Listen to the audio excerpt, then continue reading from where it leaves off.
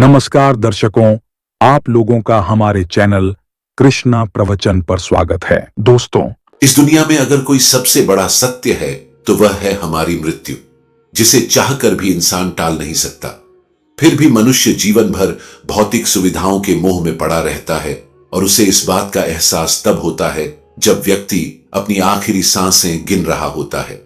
ये तो हम सभी जानते हैं कि इस पृथ्वी पर जन्म लेने वाला कोई भी व्यक्ति अमर नहीं है। उसे इस पृथ्वी को छोड़कर एक ना एक दिन जाना ही होता है। आपने देखा होगा कि हिंदू धर्म में जब भी कोई इस दुनिया को छोड़कर जाता है तो उसके शव का अंतिम संस्कार कर दिया जाता है। लेकिन क्या आपने कभी सोचा है कि शव को अकेला क्यों नहीं छोड़ा जाता? मृतक को नए कपड़े क्यों पहनाए जाते हैं? अंतिम यात्रा में राम नाम सत्य है क्यों बोला जाता? आखिर इस अंतिम यात्रा में मखाने और सिक्के क्यों फेंके जाते हैं? शव यात्रा के आगे मटकी लेकर क्यों चलते हैं? किसी व्यक्ति का दाह संस्कार करने के बाद उसके परिजनों को शमशान घाट की ओर पीछे मुड़कर क्यों नहीं देखना चाहिए? आखिर परिजनों के अंतिम संस्कार करने के 3 दिन बाद ही अस्थियां क्यों चुनी जाती हैं? आखिर महिलाओं का शमशान घाट जाना वर्जित क्यों है? मरने के बाद शिशुओं को दफनाया क्यों जाता है? क्यों मृत्यु होने के बाद घर में पूजा पाठ करना वर्जित हो जाता है? आखिर क्या है इन प्रश्नों का रहस्य? तो आइए साथियों, आज की वीडियो में हम इसी विषय पर चर्चा करेंगे। साथियों, अगर आप भी इन सभी सवालों के जवाब स्पष्ट रूप से जानना चाहते हैं तो आप इस वीडियो को अंत तक जरूर देखिए। आज हम आपको विस्तार पूर्वक इन सभी सवालों के उत्तर देंगे। प्यारे साथियों, आज हम हमारे वजूद से जुड़ा एक बहुत बड़ा रहस्य जानेंगे। यह एक ऐसी गुत्थी है जिसे सुलझाने में साइंस आज तक नाकामयाब रही है, लेकिन इन सभी रहस्यों और सवालों के जवाब हमारे गरुड़ पुराण और भगवत गीता जैसे धर्म ग्रंथों में मिलते हैं। इस वीडियो के माध्यम से आज हम आपको यही बताने जा रहे हैं। तो चलिए बिना देरी किए आज की वीडियो शुरू करते हैं। साथियों, हमारा शरीर पंच महाभूतों अर्थात पृथ्वी, जल, अग्नि, वायु और आकाश से बना हुआ है और अंत में एक दिन इसी में मिल जाना है। इसीलिए मनुष्य कितना भी धन कमा ले, कितनी भी ख्याति अर्जित कर ले, एक दिन उसको सब कुछ यहीं छोड़कर जाना होगा। यही संसार का नियम है और इस नियम को न कोई बदल सकता है, न बदल पाएगा। गीता में भी श्री कृष्ण भगवान कहते हैं, जिसने जन्म लिया है उसकी मृत्यु निश्चित है और जिसकी मृत्यु हुई उसका अगला जन्म भी निश्चित है। यह चक्र निरंतर चलता ही रहता है। साथियों, आपने यह कहावत तो सुनी ही होगी, यह जीवन तो नश्वर है, यानी कि हम सबको एक न एक दिन इस मृत्यु लोक को छोड़कर जाना ही होगा। इसके बाद भी मनुष्य इस विषय पर बात करने से बचता है और मृत्यु शब्द से भी भय खाता है। शायद इसीलिए महाभारत काल में युधिष्ठिर ने यक्ष से कहा था, दुनिया का सबसे बड़ा आश्चर्य यही है कि मनुष्य रोज किसी न किसी को मरते हुए देखता है, लेकिन स्वयं अपने मरने के बारे में वह कभी नहीं सोचता, जबकि मौत तो एक दिन उसकी भी होनी ही है। प्यारे साथियों, पहले हम यह जानने का प्रयास करेंगे कि मृत्यु होने के बाद मृत शरीर को यानी कि शव को अकेला क्यों नहीं छोड़ा जाता। प्यारे साथियों, आप और हम जिस लोक में रहते हैं उसे मृत्यु लोक कहा जाता है। मृत्यु लोक में मृत्यु के बाद अंतिम संस्कार से जुड़ी ऐसी कई बातें हैं जो हम नहीं जानते। मृत्यु लोक से मृत व्यक्ति के शव को विदा करने के कुछ नियम बनाए गए हैं, जिनका आधार आध्यात्मिक होने के साथ साथ वैज्ञानिक भी है। अगर आपने गौर किया हो तो यदि किसी व्यक्ति की मृत्यु सूर्यास्त के बाद होती है तो उसके परिजन रात बीतने का इंतजार करते हैं और अगले दिन जाकर ही शव को जलाते हैं। यदि शव को रात भर रखना पड़े तो उस दौरान जानकार लोग शव को अकेले नहीं छोड़ते, बल्कि कोई ना कोई व्यक्ति शव के पास पूरी रात भर रहता है और सुबह दाह संस्कार पूर्ण होने तक शव की देखभाल करता है। प्यारे साथियों, पहले संक्षेप में यह जान लेते हैं कि किन परिस्थितियों में शव का दाह संस्कार नहीं करना चाहिए। गरुड़ पुराण में इस बात का भी स्पष्ट वर्णन है कि इन 3 स्थितियों में शव का दाह संस्कार उचित समय के लिए टाल देना चाहिए। पहली परिस्थिति, यदि व्यक्ति की मृत्यु सूर्यास्त के बाद होती है तो शव को रात भर घर में ही रखना चाहिए और अगले दिन सूर्योदय के बाद ही शव का दाह संस्कार करना चाहिए, अन्यथा आत्मा को सद्गति प्राप्त नहीं होती। दूसरी परिस्थिति, यदि किसी व्यक्ति की मृत्यु पंचक काल में होती है तो उस व्यक्ति के घर, परिवार, कुल या खानदान में 5 अन्य लोगों की भी मृत्यु हो सकती है। इसलिए धर्मशास्त्र के ज्ञानी इस समस्या के समाधान के रूप में आटे या पवित्र सूखी घास से 5 पुतले बनाते हैं और उन्हें शव के साथ ही अर्थी पर रखकर पूरे विधि विधान से पंचक दोष समाप्त करते हैं। इसके बाद ही अंतिम संस्कार किया जाता है। पंचक काल में अंतिम संस्कार किए जाने से आत्मा को मोक्ष प्राप्त नहीं हो सकता। तीसरी परिस्थिति, शव का अंतिम संस्कार तब नहीं करना चाहिए जब मृत व्यक्ति का पुत्र मुखाग्नि देने के लिए उपस्थित न हो और वह यात्रा करके पहुंचने वाला हो। पुराणों में इस बात को बहुत ही महत्वपूर्ण माना गया है कि यदि मुखाग्नि पुत्र के हाथों से दी जाए तो आत्मा को सद्गति प्राप्त होती है। साथियों, अब बिना देर किए यह भी जान लेते हैं कि मृत्यु के बाद शव को अकेला क्यों नहीं छोड़ना चाहिए। इसके पीछे क्या मान्यताएं और वैज्ञानिक तथ्य हैं? मृत्यु के बाद आत्मा 13 दिनों तक घर में निवास करती है।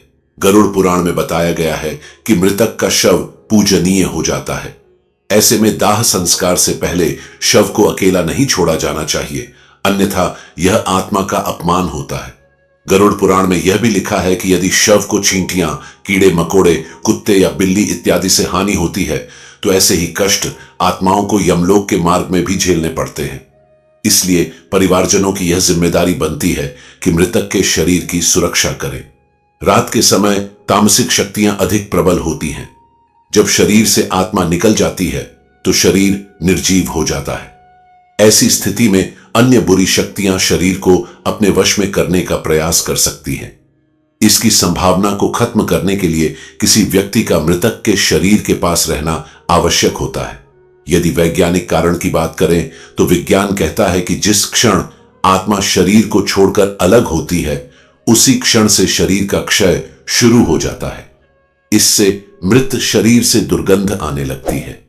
इस दुर्गंध को कम करने और वातावरण को धार्मिक बनाए रखने के उद्देश्य से मृत शरीर के आसपास अगरबत्ती, धूप और दीपक जलाए जाते हैं। ऐसा करने की जिम्मेदारी उस व्यक्ति की होती है जो शव की देखभाल करता है। इस बात की भी संभावना होती है कि तंत्र मंत्र करने वाले लोग मृतक के शरीर को नुकसान पहुंचा सकते हैं, जिससे मृत आत्मा संकट में पड़ सकती है।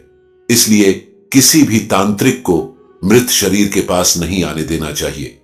साथियों, गरुड़ पुराण में भगवान विष्णु और पक्षीराज गरुड़ के बीच की बातचीत का वर्णन है। भगवान विष्णु बताते हैं कि यदि इन बातों का ध्यान नहीं रखा गया और शव का अंतिम संस्कार सूर्यास्त के बाद या रात में कर दिया गया तो उस व्यक्ति की आत्मा को असुर योनि या पिशाच योनि में जन्म मिलता है और उसे अनेकों कष्ट भोगने पड़ते हैं। व्यक्ति की मृत्यु और दाह संस्कार का समय कितना महत्वपूर्ण होता है यह आप महाभारत काल की घटना से समझ सकते हैं। भीष्म पितामह बाणों की शैया पर लेटे हुए सूर्य के दक्षिणायन से उत्तरायण में आने का इंतजार कर रहे थे। इसके बाद ही उन्होंने अपना शरीर त्यागा, क्योंकि उत्तरायण काल में मृत्यु से आत्मा को सद्गति प्राप्त होती है। इसी कारण यदि कोई व्यक्ति रात में मर जाए तो ऐसी स्थिति में शव को रात भर घर पर ही रखा जाता है। सुबह का इंतजार किया जाता है और मृत शरीर को एक भी पल के लिए अकेला नहीं छोड़ा जाता। कोई न कोई व्यक्ति हमेशा शव की रखवाली के लिए मौजूद रहता है। साथियों, यही कारण है कि शव को अकेला नहीं छोड़ा जाता। प्यारे साथियों, अब हम जानेंगे कि मृतक को नए कपड़े क्यों पहनाए जाते हैं। दोस्तों, जैसे कि हम आपको ऊपर बता चुके हैं कि सनातन हिंदू धर्म में दाह संस्कार से जुड़े ऐसे कई नियम हैं जिन पर विज्ञान ने भी अपनी राय दी है। इन्हीं नियमों में से एक नियम यह भी है मृतक को नए कपड़े पहनाना। हम में से बहुत से लोगों के मन में यह सवाल आता होगा कि मृत व्यक्ति की चिता में आग लगाने से पहले नए कपड़े क्यों पहनाए जाते हैं। यदि नए कपड़े न पहनाए जाएं तो आत्मा का क्या होगा, आत्मा का कपड़े से क्या संबंध होता है। इसके साथ ही साथ हम यह भी जानेंगे कि मृत व्यक्ति के जो कपड़े परिवार के सदस्य निशानी के रूप में रख लेते हैं या उनकी याद में पहनते हैं, ऐसा करने से मृत आत्मा को क्या होता है और गरुड़ पुराण में इस विषय पर क्या कहा गया है। दोस्तों, हिंदू धर्म के अनुसार मृतक के शव को गंगा जल से नहलाकर नए वस्त्र पहनाकर उसे विदा किया जाता है। आइए पहले यह जान लेते हैं कि मृत व्यक्ति को दाह संस्कार से पहले स्नान क्यों करवाया जाता है। हिंदू धर्म के 18 पुराणों में से एक गरुड़ पुराण में इस बारे में विस्तार से बताया गया है। गरुड़ पुराण के अनुसार भगवत नाम एवं गोत्र का उच्चारण करते हुए मृत व्यक्ति को नहलाने की बात की गई है, और यदि किसी कारणवश तीर्थ स्थल में अंतिम संस्कार नहीं हो रहा हो तो ऐसी स्थिति में मृत देह को स्नान कराने के लिए पानी में गंगा जल मिलाकर स्नान करवाना चाहिए। इस दौरान यह ध्यान में रखें कि भगवत नाम जप का उच्चारण नहीं रुकना चाहिए, क्योंकि मंत्र उच्चारण करते हुए नहलाने वाले इंसान के हाथों से स्पर्श किया हुआ जल भी अभिमंत्रित हो जाता है, जिससे यह जल जहां भी पड़ता है अपने आसपास का वातावरण शुद्ध कर देता है। जब यही पवित्र जल मृत व्यक्ति के देह पर पड़ता है तो उस शरीर का रज तत्व और तम कणों का आवरण नष्ट हो जाता है और आत्मा का शरीर से मोह कम होता है। दोस्तों, जिस रज और तम कणों की बात हम यहां पर कर रहे हैं वह प्रकृति से ही उत्पन्न हुए 3 गुण हैं। पहला सतोगुण, दूसरा रजोगुण और तीसरा तमोगुण, जो अविनाशी जीवात्मा को शरीर में बांधते हैं।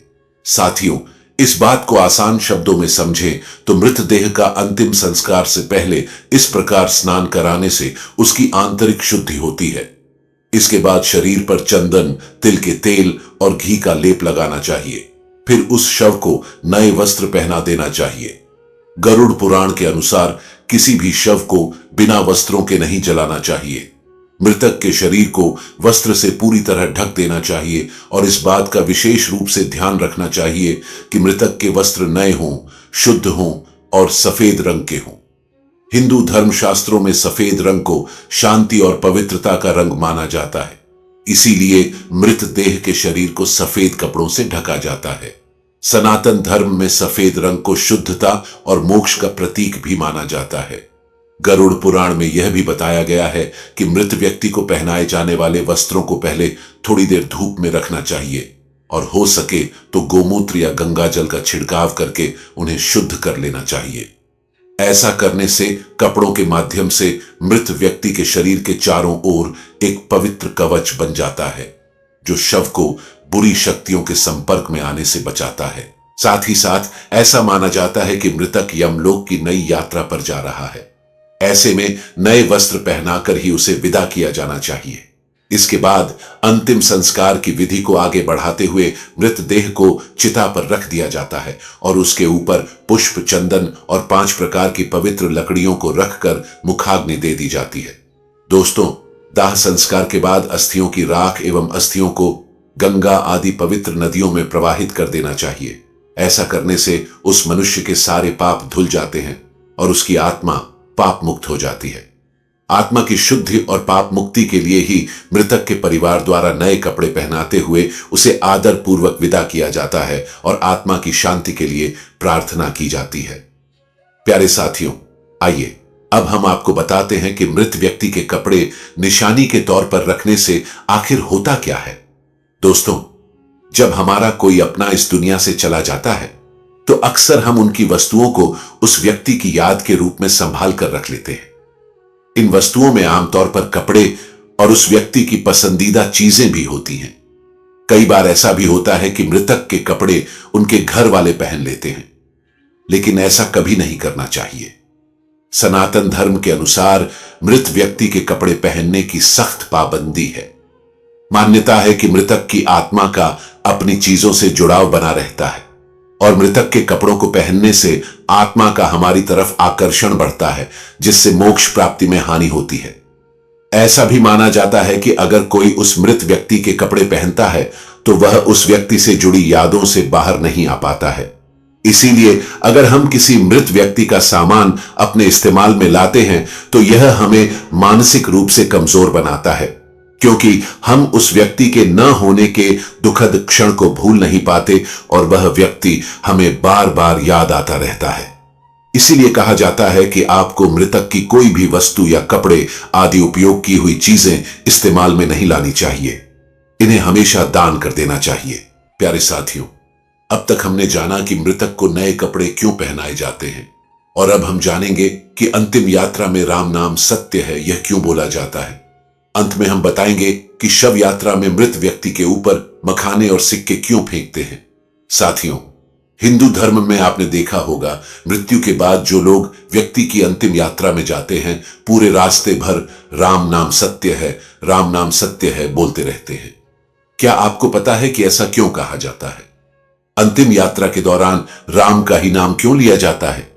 आखिर क्यों महादेव भी राम नाम की महिमा का गुणगान करते हैं? साथ ही हम यह भी देखेंगे कि कैसे राम नाम के जाप का चमत्कारिक प्रभाव आपके जीवन पर पड़ता है। कैसे राम नाम के प्रभाव से वाल्मीकि जैसे एक साधारण डाकू त्रिकालदर्शी महर्षि वाल्मीकि बन जाते हैं और रामायण जैसे महाकाव्य की रचना करते हैं। साथियों, गोस्वामी तुलसीदास जी ने अपनी एक चौपाई में कहा है, तुलसी अपने राम को रीझ भजो या खींच, भौम पड़ा जामे सभी उल्टा सीधा बीज। इस चौपाई का अर्थ है कि राम का नाम जैसे भी लिया जाए, चाहे प्रेम से या गुस्से से, यह ठीक वैसे ही फल देगा जैसे कि खेत में पड़ा बीज, चाहे उल्टा हो या सीधा पौधा बनकर फल देता है। तुलसीदास जी से एक भक्त ने पूछा था कि जब मन भक्ति करने का नहीं करता तब भी मंत्र जाप करने से क्या फल मिलता है? तुलसीदास जी ने कहा कि जैसे जमीन में बीज बोने के समय यह नहीं देखा जाता कि बीज उल्टे पड़े हैं या सीधे, लेकिन समय आने पर सभी बीज अंकुरित हो जाते हैं और सभी उल्टे सीधे बीजों से फसल तैयार हो जाती है। इसी तरह राम नाम का जाप कैसे भी किया जाए, उसका फल अवश्य ही मिलता है। दोस्तों, पद्म पुराण में एक प्रसंग मिलता है। एक बार माता पार्वती ने महादेव से पूछा कि आप किसका ध्यान करते हैं? इसके उत्तर में महादेव कहते हैं, राम राम रामेति रमे रामे मनोरमे सहस्र नाम तत्तुल्यम राम नाम वरानने। इसका अर्थ है, राम का नाम पर ध्यान करने से मेरा मन राम की दिव्य चेतना में लीन हो जाता है, जो कि दिव्य है।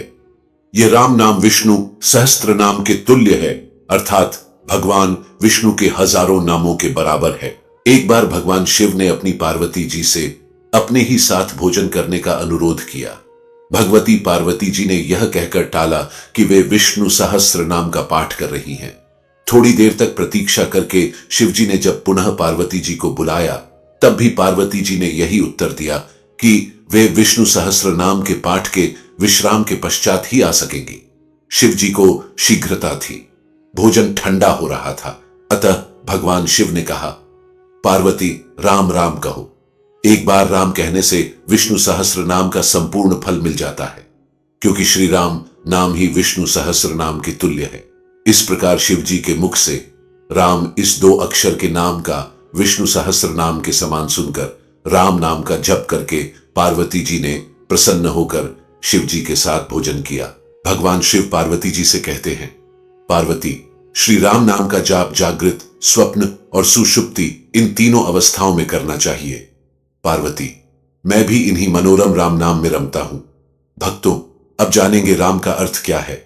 राम का अर्थ है प्रकाश, किरण एवं आभार।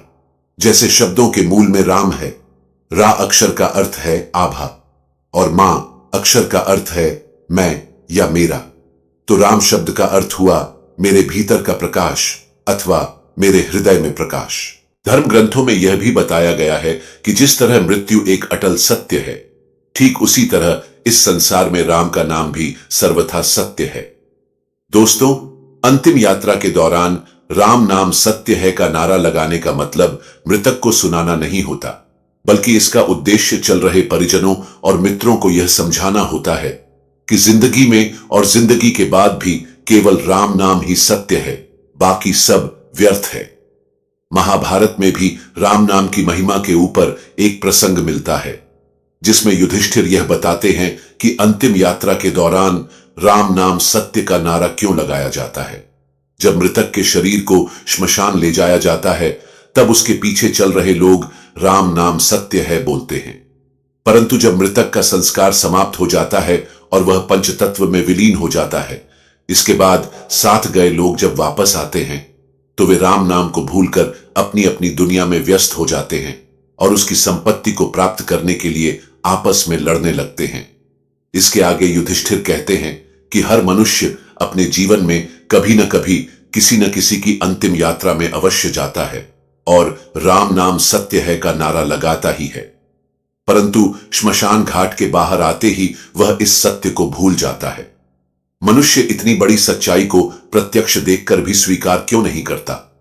इस बात से बढ़कर इस दुनिया में आश्चर्य और क्या हो सकता है? प्यारे साथियों, आप सोच रहे होंगे कि केवल राम का नाम ही सत्य क्यों है। ऐसा इसलिए है क्योंकि जब राम नाम का जाप किया जाता है तब मृतक की आत्मा को मुक्ति मिलती है। ऐसा माना जाता है कि अंतिम यात्रा के दौरान राम का नाम बोलने से मृतक जन्म और मृत्यु के चक्र से मुक्त हो जाता है और उसे श्री हरि के चरणों में स्थान मिलता है। इतना ही नहीं, शास्त्रों में यह भी बताया गया है कि राम नाम जपने से मनुष्य के मन में बुरे विचारों का आना बंद हो जाता है। इसके प्रभाव से मनुष्य बुरे कर्म करना छोड़ देता है और सत्य के मार्ग पर चलने लगता है। राम नाम का जाप करने से मृतक के परिवार वालों को भी मृतक को भूलने में मदद मिलती है। जब भी किसी प्रिय की मृत्यु होती है तो लोग काफी निराश हो जाते हैं। ऐसी स्थिति में एक राम नाम ही वह मंत्र है जो उन्हें दुख की घड़ी से बाहर निकालने में मदद करता है। साथियों, आपको और हमें राम का नाम एक सामान्य नाम जैसा लग सकता है, लेकिन जब आप इसी शब्द को रामायण के संदर्भ से देखेंगे तो राम नाम बहुत विस्तृत हो जाता है। राम नाम का प्रभाव इतना है कि वाल्मीकि जैसे खूंखार डाकू को महर्षि बना सकता है।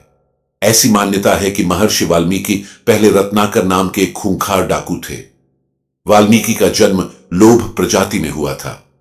बाल्यावस्था में ही एक भीलनी ने उन्हें चुरा लिया था और भील समाज में ही उनका लालन पालन हुआ। भील परिवार के लोग जंगल के रास्ते से गुजरने वाले लोगों को लूटते थे। रत्नाकर ने भी अपने परिवार के साथ डकैती और लूटपाट का काम करना शुरू कर दिया। मान्यता है कि एक बार साधुओं की एक मंडली जंगल से गुजर रही थी। रत्नाकर ने साधुओं को लूटने और उनकी जान लेने का प्रयास किया, लेकिन साधुओं के तेजस्वी प्रभाव में आने के बाद उनमें बदलाव आया। उन्होंने अपने कर्मों के लिए माफी मांगी और साधुओं से अपने उद्धार का मार्ग बताने का आग्रह किया। साधुओं ने उन्हें तमसा नदी के तट पर राम नाम का जाप करने को कहा। दोस्तों, केवल राम नाम के जाप से उनके जीवन में ऐसा परिवर्तन हुआ कि वे त्रिकालदर्शी हो गए और श्री राम के जन्म से पहले ही उन्होंने 24,000 श्लोकों में रामायण की रचना कर दी। साथियों, तो ये थी हमारे राम नाम की महिमा। हमने अब तक समझा कि कैसे राम का नाम आपको भवसागर से पार कर सकता है। आइए साथियों, अब जानते हैं शव यात्रा में मखाने और सिक्के क्यों फेंके जाते हैं। दोस्तों, मखाना फेंकने का कारण है समाज को शिक्षा देना कि यह अहंकार त्यागने का समय है। मृत व्यक्ति को सामने देखकर समाज यह सीखे। मखाना को सांकेतिक रूप में इस्तेमाल किया जाता है क्योंकि जिस तरह से मखाना बाहर से फूला हुआ होता है और दबाव डालने पर सिकुड़ जाता है, ठीक उसी तरह व्यक्ति जब जिंदा होता है तो कई चीजों के लिए बाहर से घमंडी हो जाता है, लेकिन मरने के बाद वह एक लाश बनकर रह जाता है। सिक्का फेंककर यह संदेश दिया जाता है कि जो इंसान जिंदगी भर उसके पीछे भागता रहा है, वह मरने के बाद अपने आसपास सैकड़ों सिक्के होते हुए भी उन्हें उठा नहीं सकता। हिंदू शास्त्रों के अनुसार मृत्यु के बाद व्यक्ति की आत्मा परमात्मा में लीन हो जाती है, इसलिए शव यात्रा देखना शुभ माना जाता है। शास्त्रों के अनुसार किसी की अंतिम विदाई देखने से व्यक्ति को पुण्य की प्राप्ति होती है। शव यात्रा के महत्व को गरुड़ पुराण में इस तरह लिखा गया है कि यदि कोई व्यक्ति किसी मृत व्यक्ति को कंधा देता है तो उस व्यक्ति को एक यज्ञ के बराबर का पुण्य मिलता है। प्यारे साथियों, अब हम जानेंगे कि मृत व्यक्ति को श्मशान ले जाते समय उसकी अर्थी के आगे एक व्यक्ति मटके में क्या लेकर चलता है, जिसका संबंध मृत व्यक्ति की शादी के फेरों से कैसे होता है। इसके बाद आप जानेंगे कि मुखाग्नि देने से पहले पानी से भरे मटके को गिराकर तोड़ा क्यों जाता है तथा शव को जलाते समय उसके सर पर डंडा क्यों मारा जाता है। साथियों, मृत्यु लोक में जन्म लेने वाले हर जीव जंतु को एक समय के बाद यह लोक छोड़ना ही पड़ता है। उनकी मृत्यु जन्म लेने के साथ ही निश्चित हो जाती है। यही पृथ्वी लोक का सबसे बड़ा सत्य है। प्राणी की आयु क्षण प्रति क्षण घटती रहती है, लेकिन कितनी बड़ी विडंबना है कि मनुष्य इस सत्य को जानकर भी महसूस नहीं कर पाता। हर व्यक्ति को कल आने की उम्मीद बनी रहती है। हिंदू धर्म में व्यक्ति की मृत्यु के बाद शव का दाह संस्कार किया जाता है। हिंदू धर्म में जन्म से लेकर मृत्यु तक 16 संस्कार होते हैं और इनमें से सबसे अंतिम संस्कार है दाह संस्कार। जो व्यक्ति के मरने के बाद उसके परिजनों द्वारा किया जाता है। इस संस्कार के अंतर्गत वेदों में कई नियम बताए गए हैं जो मान्यता अनुसार आत्मा को मुक्ति दिलाने के लिए जरूरी होते हैं। ये नियम बड़े विचित्र हैं। अधिकतर लोगों को इसकी सही जानकारी नहीं होती, और अगर होती भी है तो आधी अधूरी। गरुड़ पुराण में बताए गए यह केवल मान्यताएं नहीं है, बल्कि इनका आधार आध्यात्मिक और वैज्ञानिक दोनों ही है। आजकल लोग इन रीति रिवाजों के पीछे छुपे कारण को नहीं जानना चाहते, और जो जानना चाहते हैं उन्हें सही जानकारी उपलब्ध नहीं हो पाती। आज हम आपको अंतिम संस्कार से जुड़े कुछ अजीबोगरीब नियम और मान्यताओं के बारे में बताएंगे, और साथ ही साथ उनका आध्यात्मिक और वैज्ञानिक कारण भी स्पष्ट करेंगे। दोस्तों, आज देखने को मिलता है कि हम में से कई लोग अपनी पुरानी मान्यताओं को अंधविश्वास मानते हैं और वैज्ञानिक तर्क देकर धर्म के किसी भी उल्लेख को नजरअंदाज कर देते हैं। पतली रस्सी में बंधी मटकी और उससे निकलता हुआ धुआं आपने भी हिंदू शव यात्राओं में देखा होगा। इस मटकी को हाथ में पकड़कर मृतक का कोई परिजन शव यात्रा में सबसे आगे चलता है। फिर शमशान घाट पहुंचकर इसी मटकी की अग्नि को घास पर रखकर सुलगा दिया जाता है और इसी से मृतक का दाह संस्कार किया जाता है। यानी कि घर से लाई गई इसी अग्नि से मृतक का शरीर जलाया जाता है। मृतक के घर से लाई गई अग्नि से ही अंतिम संस्कार करने के पीछे एक खास वजह है। दरअसल दूल्हा दुल्हन जिस अग्नि के फेरे लेकर वैवाहिक जीवन में प्रवेश करते हैं, उस अग्नि को मंत्रोच्चारण से घर में स्थापित कर दिया जाता है। अनजान व्यक्ति इसी अग्नि का उपयोग घर, यज्ञ, पूजन इत्यादि में पूरे जीवन करता है। यहां तक कि मरने के बाद भी इसी अग्नि से ही दाह संस्कार किया जाता है।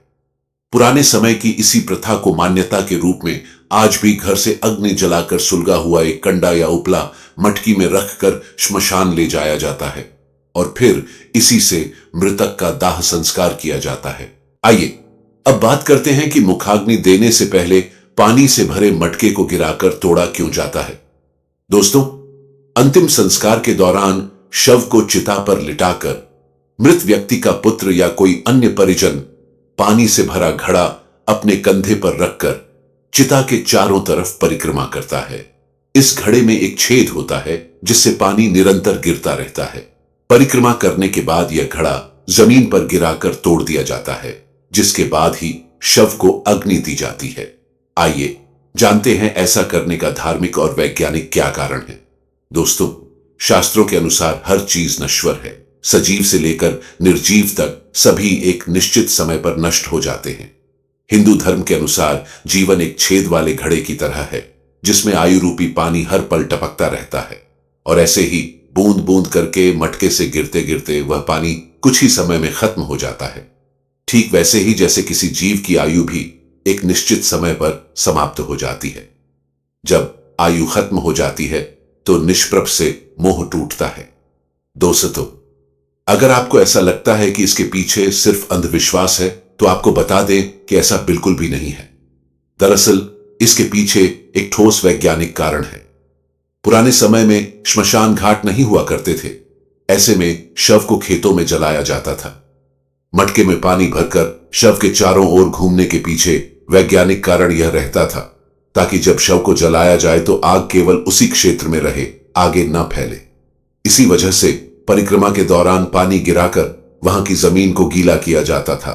दोस्तों, अंतिम संस्कार से जुड़ा एक नियम और भी विचित्र है, जिसके अंतर्गत जब मृत व्यक्ति का शव चिता पर जल रहा होता है तो उसके सर पर जोर से डंडा मारा जाता है। इस क्रिया को कपाल क्रिया कहा जाता है। कपाल क्रिया जितनी विचित्र है उतनी ही महत्वपूर्ण भी है। आइए अब बताते हैं इसका आध्यात्मिक और वैज्ञानिक कारण। गरुड़ पुराण के अनुसार शव को जलाते समय यदि उसका कोई अंग शेष रह जाए तो इसे अशुभ माना जाता है। शास्त्रों के अनुसार दाह संस्कार की क्रिया से मृत व्यक्ति का अगला जीवन प्रभावित हो सकता है। इसलिए घी और कपूर के प्रयोग से शव को पूरी तरह जलाया जाता है। कई बार पूरा शरीर जल जाने पर भी सर नहीं जल पाता, इसीलिए डंडे से प्रहार करके उसे फोड़ दिया जाता है जिससे वह पूरी तरह जल जाए। डंडे से प्रहार खोपड़ी के बीचों बीच किया जाता है जहां पर ब्रह्मरंध्र होता है। धार्मिक मान्यताओं के अनुसार जिस व्यक्ति का ब्रह्मरंध्र भेद दिया जाता है तो उसे स्वर्ग मिलता है। कभी कभी यह भी संभव है कि अंतिम संस्कार के समय यदि खोपड़ी पूरी तरह न जले तो तांत्रिक इसे अपने साथ ले जाकर तंत्र क्रियाओं में इसका उपयोग करते हैं। ऐसे में मृत व्यक्ति की आत्मा को बहुत कष्ट पहुंचता है और मृतक के परिवार पर भी संकट आता है। दोस्तों, अब आपको बताते हैं कि सर पर डंडा मारने के बारे में विज्ञान क्या कहता है। विज्ञान के अनुसार खोपड़ी की हड्डी इतनी मजबूत होती है कि उसे आग में पूरी तरह जलकर राख होने में बहुत समय लगता है। ऐसे में उसके अधजला रह जाने की काफी संभावना होती है। कभी कभी कोई जंगली जानवर उस बचे हुए हिस्से को अपने साथ ले जाता है। वे इसे कहीं भी फेंक देते हैं, जिससे पर्यावरण प्रदूषित होता है। इसी कारण से शव को पूरी तरह जलाने के लिए सर पर डंडा मारकर फोड़ दिया जाता है। ऐसा माना जाता है कि शव यात्रा देखना सुखद एवं मंगलमय भविष्य का सूचक है। मान्यता यह भी है कि यदि काम पर जाते समय शव यात्रा दिख जाए तो अधूरे काम पूरे होने की संभावनाएं बनने लगती हैं। दुखों का नाश और सुखी जीवन का आगाज होता है। जो आत्मा शरीर से तुरंत निकली होती है वह अपनी अर्थी के साथ चल रही होती है और जो उसे प्रणाम करता है उसे आशीर्वाद देती है, जिससे व्यक्ति के पुण्य बढ़ते हैं। साथियों, ये थे हमारे अंतिम संस्कार के कुछ खास नियम जिनका पालन करना जरूरी होता है। अन्यथा ऐसा माना जाता है कि अगर इन नियमों के पालन में किसी प्रकार की लापरवाही हुई तो मृतक की आत्मा को बड़े कष्ट उठाने पड़ते हैं। इसी कड़ी में यह भी बताया गया है कि दाह संस्कार करने के बाद उसके परिजनों में से किसी को भी पीछे मुड़कर श्मशान घाट की तरफ नहीं देखना चाहिए। साथियों, गरुड़ पुराण में भगवान विष्णु ने पक्षीराज गरुड़ को मृत्यु लोक के रहस्य, मरणोपरांत आत्मा की गति, प्राणियों की मृत्यु इत्यादि के बारे में सब विस्तार से बताया है। मृत व्यक्ति के शरीर को छोड़ने के बाद आत्मा कब, कितने समय, कहां रहती है, इस बारे में बताते हुए भगवान विष्णु ने यह भी बताया है कि किसी व्यक्ति का दाह संस्कार करने के बाद उसके परिजनों अर्थात परिवार वालों को श्मशान घाट की ओर पीछे मुड़कर कभी नहीं देखना चाहिए। असल में दाह संस्कार करने के बाद शरीर तो जल जाता है, लेकिन आत्मा का अस्तित्व रहता है। गीता में भी यही बताया गया है कि आत्मा को कोई शस्त्र काट नहीं सकता, आग जला नहीं सकती, जल गीला नहीं कर सकता और वायु सूखा नहीं सकती। यही आत्मा शरीर के जन्म से लेकर मृतक के अंतिम संस्कार तक के सारे कर्मों को खुद अपनी आंखों से देखती है। गरुड़ पुराण में आगे बताया गया है कि आत्मा का अपने स्वजनों के साथ मोह बना रहता है। आत्मा के मोहग्रस्त होने पर व्यक्ति की आत्मा अपने परिजनों के आसपास ही भटकती रहती है। इस स्थिति में मृतक की आत्मा को मुक्ति मिलने में काफी कठिनाई होती है। इसीलिए ऐसी स्थिति में इस मोह का टूटना बहुत जरूरी है, क्योंकि अगर ऐसा नहीं हो तो मृतक की आत्मा का परलोक गमन नहीं हो पाता और वह प्रेत योनि में ही बंध कर रह जाती है। मृतक की आत्मा और परिजनों के मध्य इस मोह को तोड़ने के लिए यह स्पष्ट आदेश है कि दाह संस्कार के बाद कोई भी स्वजन पीछे मुड़कर न देखे, जिससे मृतक की आत्मा को ऐसा लगे कि उसके परिजन अब उससे मोह नहीं करते और वे उसे अग्नि को समर्पित कर अपने सांसारिक जीवन में वापस जाना चाहते हैं। परंतु यदि किसी ने पीछे मुड़कर देखा तो मृतक की आत्मा को यह लगेगा कि परिजनों के अंदर अभी भी मृत व्यक्ति के प्रति बहुत लगाव है और वह आत्मा वापस लौटने का प्रयास करती है। लेकिन अगर किसी ने पीछे मुड़कर नहीं देखा तो मृतक की आत्मा को यह समझने में आसानी होगी कि उसका इस लोक में समय पूरा हो गया और वह अपने मन को दूसरे लोक में जाने के लिए तैयार कर ले। मृत व्यक्ति की आत्मा के मोह को भंग करने के उद्देश्य से और भी कई कर्मकांड हैं जो 13 दिन तक किए जाते हैं। पीछे मुड़कर न देखना शुरुआती चरण में आता है। श्मशान में जलती चिता की ओर पीछे मुड़कर देखने पर मृतक की आत्मा जीवित व्यक्ति को प्रभावित करके सताने भी लग सकती है। बच्चे आत्मा के प्रभाव में जल्दी आ जाते हैं। इसीलिए यदि बच्चे श्मशान घाट गए हों तो श्मशान से लौटते समय बच्चों को सबसे आगे रखना चाहिए। दाह संस्कार के बाद पीछे मुड़कर न देखना आत्मा को एक प्रकार का संदेश देना होता है कि अब मृत व्यक्ति की आत्मा का उसके परिजनों से संबंध तोड़ने का समय आ गया है। मोह के बंधन से मुक्त होकर मुक्ति के लिए अब आगे बढ़ो।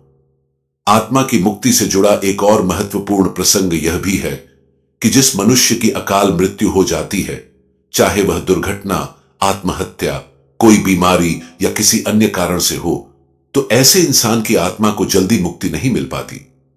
परंतु अगर उसके कर्म बहुत ही अच्छे हों तो सद्गति प्राप्त होती है, वरना काफी कष्ट उठाने पड़ते हैं। हालांकि गरुड़ पुराण में अकाल मृत्यु को लेकर भी कई कर्मकांड बताए गए हैं। उनका पालन पूरे वैदिक तरीके से होना चाहिए। इसीलिए दाह संस्कार के बाद श्मशान घाट की तरफ पीछे मुड़कर नहीं देखना चाहिए। प्यारे साथियों, अब हम जानेंगे कि परिजनों के अंतिम संस्कार करने के 3 दिन बाद ही अस्थियां क्यों चुनी जाती हैं। अस्थि विसर्जन में समय का बहुत महत्व है और इसलिए दाह संस्कार के बाद अधिकतम तीसरे या चौथे दिन तक अस्थि विसर्जित कर देना ही उपयुक्त माना गया है। अब सवाल उठता है कि तीसरा या चौथा दिन ही क्यों, और अगर अस्थि विसर्जन तीसरे या चौथे दिन तक ना हो पाए तो क्या करें। दोस्तों, अस्थि विसर्जन किसी मृत व्यक्ति के दाह संस्कार के बाद किया जाने वाला एक अनुष्ठान है। इसका अर्थ होता है चिता में जल गए मृत व्यक्ति की हड्डियों और राख को जल में विसर्जित करना। शास्त्रों के अनुसार अस्थियों को पवित्र नदियों में ही विसर्जित करना चाहिए, जिसमें सबसे ज्यादा महत्व गंगा नदी का है। इसलिए हर साल करोड़ों की संख्या में लोग हरिद्वार और वाराणसी जैसे पुण्य स्थानों पर देश के हर कोने से अस्थि विसर्जन के लिए आते हैं। दोस्तों, अस्थियों का विसर्जन एक साधारण प्रक्रिया नहीं है। यह कार्य इतना महत्वपूर्ण है कि अगर इसे सही समय से सही नियम के साथ ना किया जाए तो आत्मा को मुक्ति नहीं मिलती। ऐसा इसलिए है क्योंकि धर्म ग्रंथों में कहा गया है कि भौतिक शरीर 5 महाभूतों अर्थात पंच तत्वों से मिलकर बना है: पृथ्वी, जल, अग्नि, वायु और आकाश। दाह संस्कार की क्रिया में जब शरीर को जलाया जाता है तो पृथ्वी, अग्नि, वायु और आकाश को अपना अपना तत्व वापस मिल जाता है। लेकिन जब तक जल तत्व को अपना अंश नहीं मिलता तब तक चक्र पूरा नहीं होता। और इसीलिए यदि अस्थि विसर्जन सही समय या नियम से ना किया जाए तो आत्मा को मुक्ति नहीं मिलती और ना ही वह नया शरीर धारण कर पाती है। तो आइए जानते हैं अस्थि विसर्जन से जुड़े विशेष नियम क्या हैं। इसके साथ ही साथ हम आपको गरुड़ पुराण और अन्य धर्मशास्त्रों में लिखित गंगा नदी के महत्व और अस्थि विसर्जन के लिए सबसे उपयुक्त नदी होने का कारण भी बताएंगे। इतना ही नहीं, अस्थि विसर्जन नदियों में करने को लेकर विज्ञान क्या कहता है, आज हम ये भी जानेंगे। प्यारे साथियों, हमारे हिंदू धर्म के 18 पुराणों में से एक गरुड़ पुराण में मनुष्य के जन्म और मरण से संबंधित समस्त रहस्यों का वर्णन किया गया है। और इन्हीं विचित्र रहस्यों में है 3 दिन तक अस्थि संचयन करने का सही कारण। इसके अनुसार मृत्यु होने के दूसरे, तीसरे या चौथे दिन तक अस्थि संचयन अर्थात अस्थियों को इकट्ठा कर लेना चाहिए। इसके बाद इन अस्थियों का विसर्जन 10 दिनों के भीतर ही कर देना चाहिए। आज समाज के बहुत से लोग इसका पालन भी करते हैं, लेकिन इसके पीछे का असली रहस्य केवल कुछ लोगों को ही पता है। गरुड़ पुराण में स्पष्ट लिखा है कि जिस व्यक्ति ने चिता को आग लगाई हो उसे अस्थियों का संचयन चौथे दिन करना चाहिए, और अन्य लोग जिन्होंने चिता को मुखाग्नि नहीं दी है उन्हें अस्थियों का संचयन दूसरे या तीसरे दिन ही कर लेना चाहिए। धर्मशास्त्रों के अनुसार अंतिम संस्कार के 3-4 दिन के भीतर ही अस्थि एकत्रित कर लेना चाहिए, क्योंकि दाह संस्कार के दौरान मंत्रों के उच्चारण से अस्थियों में आकाश एवं तेज तत्वों की संयुक्त ऊर्जा विद्यमान हो जाती है। इसका प्रभाव 3-4 दिनों के उपरांत कम होने लगता है, जिससे अस्थियों के चारों ओर निर्मित सुरक्षा कवच की क्षमता भी कम पड़ने लगती है। ऐसे में अनिष्ट शक्तियां या प्रेतात्माएं जो श्मशान घाट में विचरण करती रहती हैं, अस्थियों पर कब्जा करके जीव को कष्ट देती हैं, और ऐसा भी संभव है कि वह अनिष्टकारी शक्तियां उसके माध्यम से मृतक के परिजनों को भी कष्ट देने का प्रयत्न करें। इसलिए ऐसी स्थिति उत्पन्न होने से पहले ही अस्थियों को श्मशान घाट से हटा लिया जाता है। लोगों का मानना है कि जिस व्यक्ति ने मुखाग्नि दी होती है उसे श्मशान या अन्य अपवित्र स्थानों पर नहीं जाना चाहिए, क्योंकि वहां अनिष्टकारी शक्तियां उसको नुकसान पहुंचा सकती हैं। इसलिए आजकल आप लोगों ने भी देखा होगा कि मृतक के परिजन चिता की अग्नि शांत होते ही राख और अस्थियां लेकर घर लौट जाते हैं, जो कि व्यावहारिक दृष्टिकोण से सही भी लगता है। इसका एक कारण यह भी है कि आजकल श्मशान घाट पर एक के बाद एक कई चिताएं जलाई जाती हैं। लोगों को चिता जलाने के लिए जगह ही नहीं मिलती। इसलिए संभव है कि यदि चिता की राख को 3 दिन तक छोड़ दिया जाए तो शायद 3 दिन बाद ना तो अस्थियां मिलेंगी और ना ही राख, और अगर राख मिल भी गई तो वह आपके परिजन की है या किसी और व्यक्ति की राख से मिल गई है, यह पता ही नहीं चलेगा। इसलिए पुराने समय में अस्थि संचयन के लिए 3-4 दिन इंतजार करने की बात तो ठीक है, लेकिन आज के परिप्रेक्ष्य में ऐसा कर पाना थोड़ा मुश्किल जरूर है। लेकिन दोस्तों, अस्थियां एकत्रित करने से पहले यह जान लेना जरूरी है कि जहां शव को अग्नि दी गई थी, अस्थियों को वहां से लाने से पहले विधिवत पूजा करना अनिवार्य है। फिर अस्थियों का संचयन करके उसे मिट्टी के पात्र में रखकर सफेद कपड़े से ढककर गंगा घाट ले जाना चाहिए। इसके पश्चात अस्थियों को दूध एवं जल से धुलकर चंदन लगाकर एक दोने में रखकर गंगा जी में विसर्जित कर देना चाहिए। जिस मृत प्राणी की अस्थि 10 दिन के अंतर्गत गंगा में विसर्जित हो जाती है, उसका ब्रह्मलोक से कभी भी पुनरागमन नहीं होता। गंगा जल में मनुष्य की अस्थि जब तक रहती है, उतने 1000 वर्षों तक वह स्वर्गलोक में विराजमान रहता है। एक बात और है जो आपको ध्यान में रखना चाहिए। जिस दिन अंतिम संस्कार किया गया हो, उस दिन से लेकर अगले 13 दिनों तक, जब तक आत्मा के निमित्त किए जाने वाले श्राद्ध और पिंडदान पूरा नहीं हो जाता, तब तक घर में पवित्रता का वातावरण बनाकर रखना चाहिए। मुख्य रूप से उस व्यक्ति को जिसने चिता को मुखाग्नि दी हो। इस अशौच काल के दौरान घर में पूजा पाठ या कोई मांगलिक कार्यक्रम इत्यादि नहीं किया जाना चाहिए। इसके साथ ही घर के सारे सदस्यों को शारीरिक संबंध बनाने से भी दूर रहना चाहिए। इस दौरान मृतक को शुद्धता से बनाए गए उसकी रुचि का खाना और पानी पूरे 13 दिनों तक पीपल के पेड़ में बंधे मिट्टी के बर्तन में हर रोज देना चाहिए। इसके अलावा यह भी बताया गया है कि मृत्यु के दिन से 10 दिन तक किसी योग्य ब्राह्मण से गरुड़ पुराण सुनना चाहिए, और यह पाठ उसी स्थान पर करें जहां अंतिम बार मृत व्यक्ति के शव को रखा गया था। साथ ही इसका भी ध्यान रखें कि यह पाठ सूर्यास्त से पहले ही खत्म हो जाए। धर्मशास्त्रों के अनुसार यदि किसी कारण अस्थि विसर्जन 10 दिनों तक ना हो पाया हो, तो अस्थि विसर्जन तीर्थ श्राद्ध पूर्ण होने के बाद ही किया जाना चाहिए। चलिए अब जानते हैं कि गंगा जैसी पवित्र नदियों में ही अस्थियों को विसर्जन क्यों किया जाता है। दोस्तों, मां गंगा में अस्थियों के विसर्जन को लेकर कई कथाएं प्रचलित हैं। इससे जुड़ी पौराणिक मान्यताओं की एक कहानी आप में से कुछ लोगों को शायद पता होगी। अगर नहीं तो आइए जानते हैं। इस पौराणिक कथा के अनुसार राजा शांतनु और मां गंगा का विवाह हुआ। जब मां गंगा से राजा के पुत्र पैदा हुए तो एक एक करके पूरे 7 पुत्रों को माता गंगा ने गंगा नदी में प्रवाहित कर दिया। राजा यह सब देखकर भी वचन में बंधे होने के कारण मां गंगा को नहीं रोक सके। लेकिन जब 8वें पुत्र की बारी आई तो उन्होंने ऐसा करने की वजह पूछी, जिस पर मां गंगा ने उत्तर दिया कि जिन 7 बच्चों को उन्होंने गंगा नदी में प्रवाहित किया था, वे सब देवता थे जो श्राप के कारण मृत्यु लोक में जन्मे थे। उनके उद्धार के लिए गंगा नदी में विसर्जित करना ही एकमात्र उपाय था। इसी मान्यता के अनुसार अस्थियों को गंगा नदी में विसर्जित किए जाने का प्रचलन शुरू हुआ। विज्ञान के अनुसार अस्थि विसर्जन नदियों में होने के कुछ लाभ भी हैं। इससे जल को पोषक तत्व मिलते हैं, मृदा की उर्वरा शक्ति बढ़ती है जो खेती के लिए अच्छा है। अस्थि विसर्जन से पानी की गुणवत्ता में भी सुधार होता है। बहुत समय पहले एक राज्य था जहां का राजा अत्यंत न्यायप्रिय और दयालु था। वह अपने प्रजा के हर दुख दर्द को समझता और उसका समाधान करता। लेकिन जैसे ही इंसान के जीवन में अच्छे समय के साथ बुरे समय का चक्र आता है, वैसे ही राजा के जीवन में भी कठिनाइयों का दौर शुरू हुआ। एक अन्य राज्य का राजा जो बेहद क्रूर और महत्वाकांक्षी था, उसने इस राज्य पर आक्रमण कर दिया। राजा ने पूरी कोशिश की कि अपने राज्य को बचा सके, लेकिन दुर्भाग्यवश युद्ध में हार का सामना करना पड़ा। राजा को अपने महल, अपनी शान और शौकत सब कुछ छोड़कर जंगल में भागना पड़ा। उनके साथ सिर्फ एक वफादार सेवक था जो हमेशा उनके साथ हर मुश्किल घड़ी में खड़ा रहता। राजा जंगल में एक गुफा में छुपकर रहने लगे। ठंड, भूख और थकान ने उन्हें घेर लिया। सेवक ने राजा को धैर्य रखने और समय पर विश्वास रखने के लिए कहा। कुछ दिन ऐसे ही बीत गए। राजा ने गुफा के बाहर एक मकड़ी को देखा जो बार बार अपना जाला बुनने की कोशिश कर रही थी, लेकिन हर बार उसका जाला टूट जाता।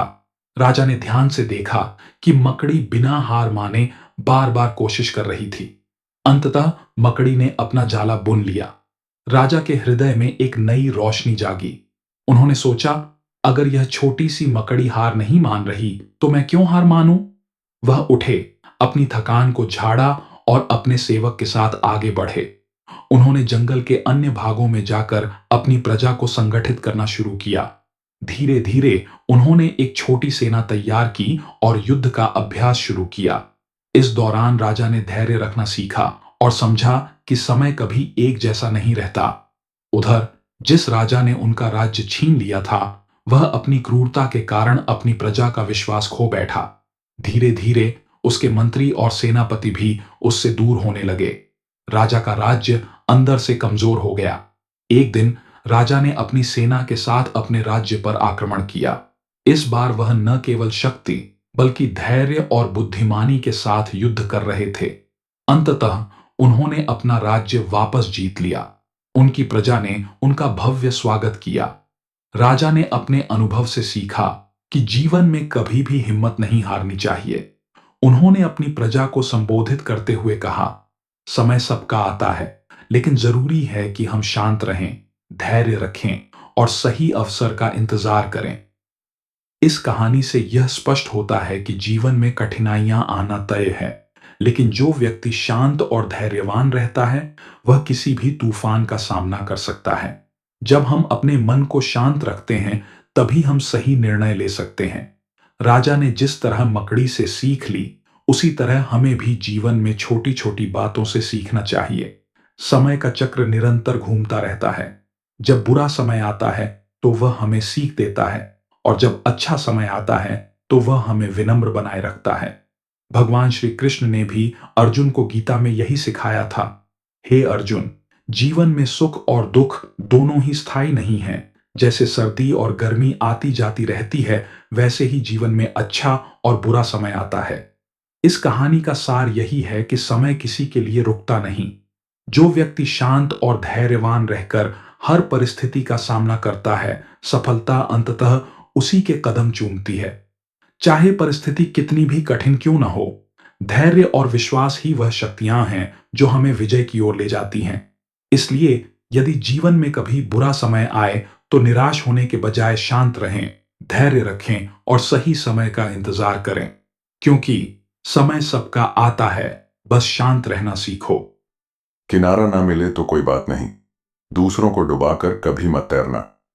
किसी को कमजोर मत समझना, क्योंकि 5 रुपए की पेन से ही 5 लाख का चेक लिखा जाता है।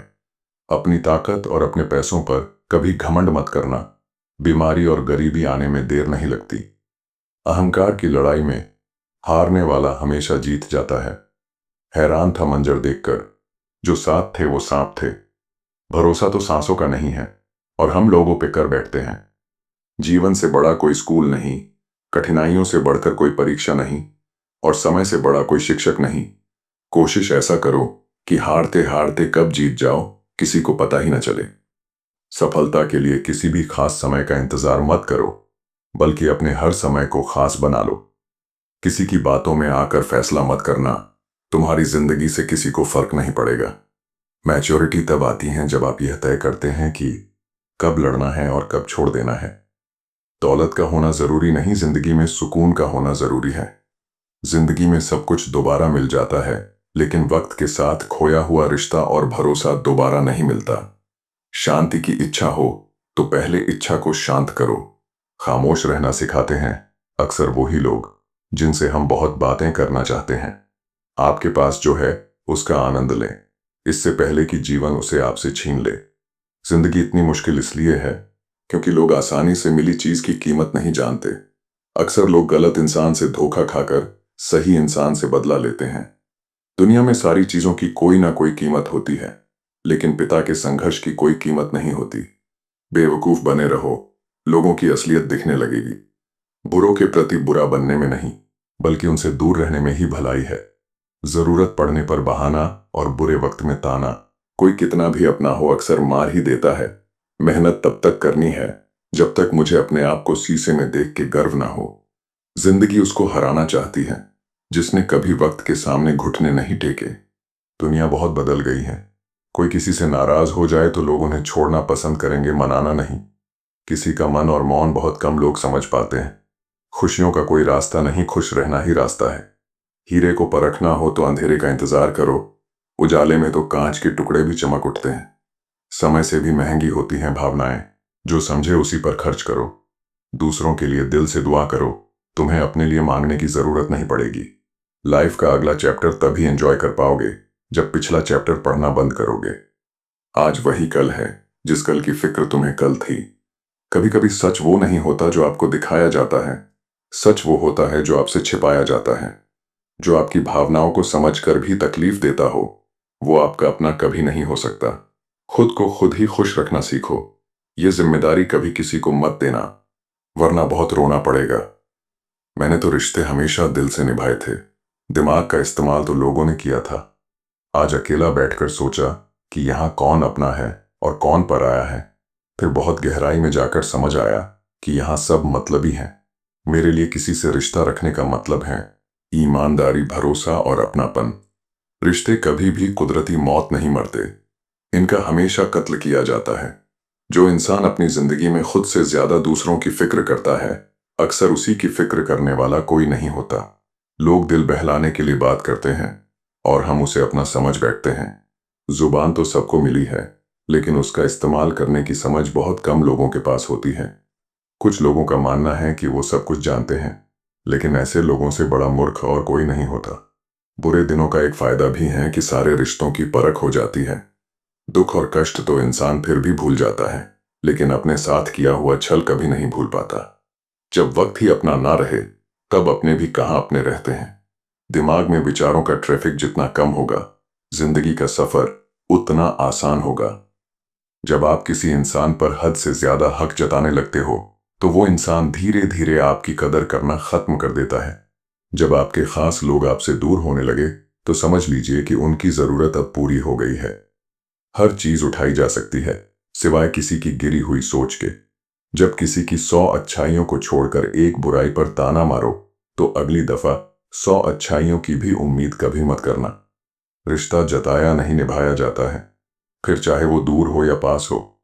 जीवन उसी का मस्त है जो अपने कार्य में व्यस्त है। काजू बादाम छोड़िए, धोखा खाइए, अकल जल्दी आएगी।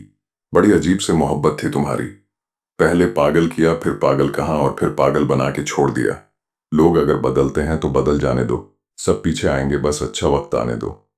जो आपके होकर भी जो आपके नहीं, उनका पिंडदान करके उन्हें मुक्त कर दो। दो चेहरे को कभी नहीं भूलना चाहिए, एक बुरे वक्त में साथ देने वाला और दूसरा बुरा वक्त में साथ छोड़ने वाला। मैं समझता हूं कि आखिर में सब कुछ जाने देने का नाम ही जिंदगी है। एक उम्मीद ही तो है जो कभी खत्म नहीं होती, वरना कहानी तो कब की खत्म हो चुकी है। मेरे मौन रहने को मेरी मूर्खता ना समझे। रिश्तों के लिहाज के खातिर अगर मैं चुप हूं, तो खुद को ज्यादा चालाक ना समझे।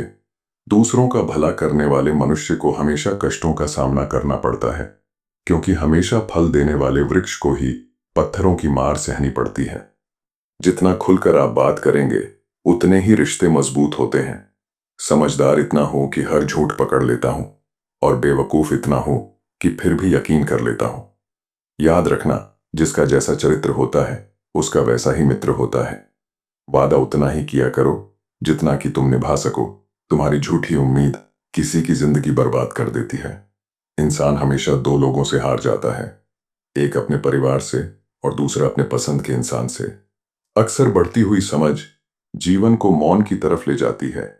अपना पैसा लोगों पर लुटा के मुसीबत के समय उनसे पैसे उधार मांगना बुद्धिमानी का काम नहीं। वही पैसा बचत करके रखोगे तो किसी के आगे हाथ नहीं फैलाना पड़ेगा। वक्त बताता है कौन कैसा है। चेहरे और कपड़े से इंसान की पहचान नहीं होती। उठाकर फेंक दो उन रिश्तों को गहरे समंदर में, जिनमें से मतलब की बदबू आती हो। जब कोई आपका अपना आपसे नाराज हो जाए, तो उसे समझाओ, लेकिन अगर वो ना समझे तो खुद को समझाओ। आप जितने सरल, सीधे और नर्म दिल के रहोगे, उतने ही चतुर और बेईमान लोगों द्वारा खदेड़ दिए जाओगे। भरोसा उसी पर करना जो निभाने के लायक हो। कुछ पल का साथ तो जनाजा उठाने वाले भी दे देते हैं। सच्चे लोगों पर भी उतना विश्वास रखिए जितना दवाइयों पर रखते हैं। बेशक थोड़े कड़वे होंगे, पर आपके लिए फायदेमंद होंगे। इंसान का सबसे बड़ा दुश्मन उसका दिमाग होता है। वो पकड़ पकड़ कर उन्हीं यादों को लाता है जो आपको तकलीफ देती है। कभी कभी इंसान जितना अकेला रहता है, उतना ही खुश रहता है।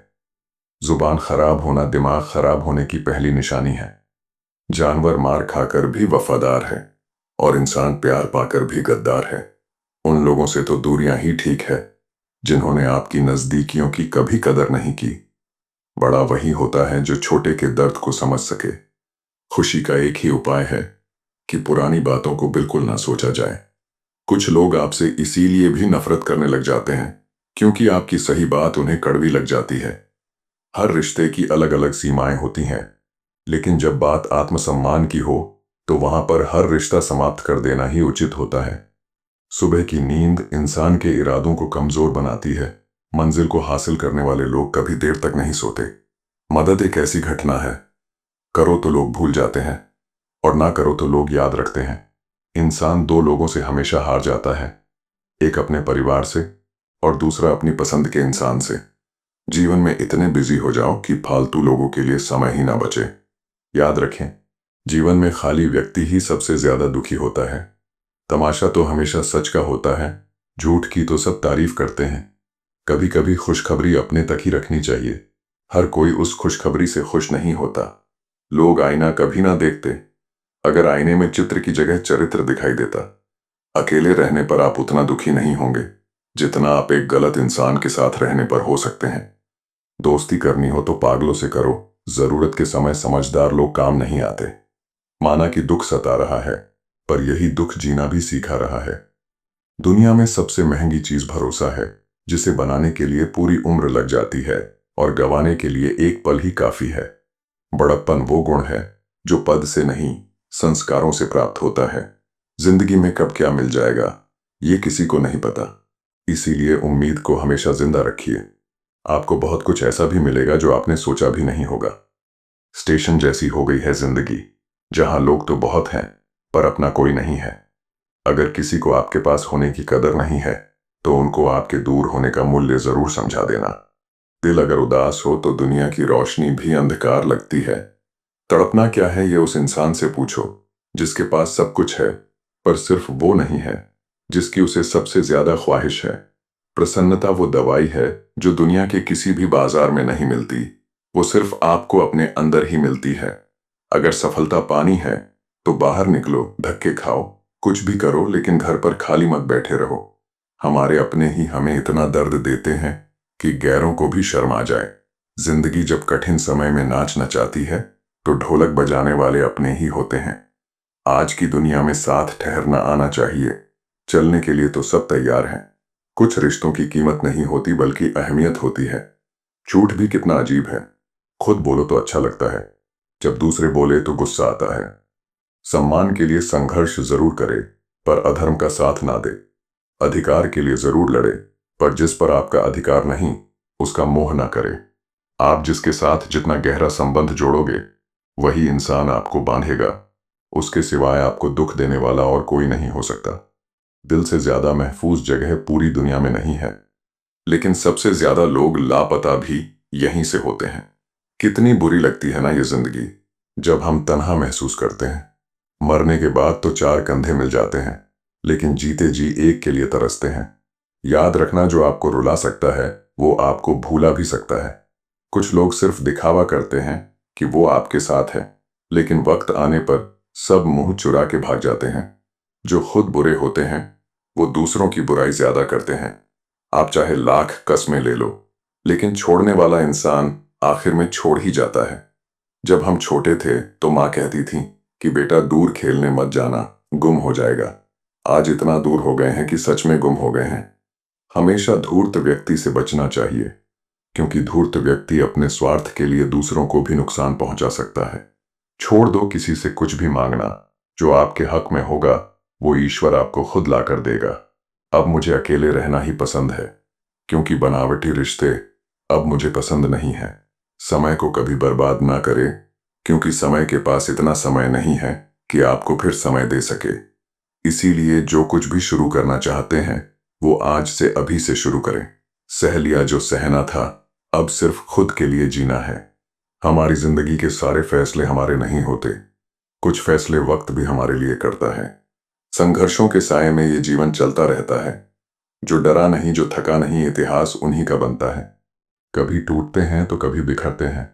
मुश्किलों में ही इंसान ज्यादा निखरते हैं। खुश रहो, क्योंकि दुखी रहकर आपका दुख कभी कम नहीं होगा।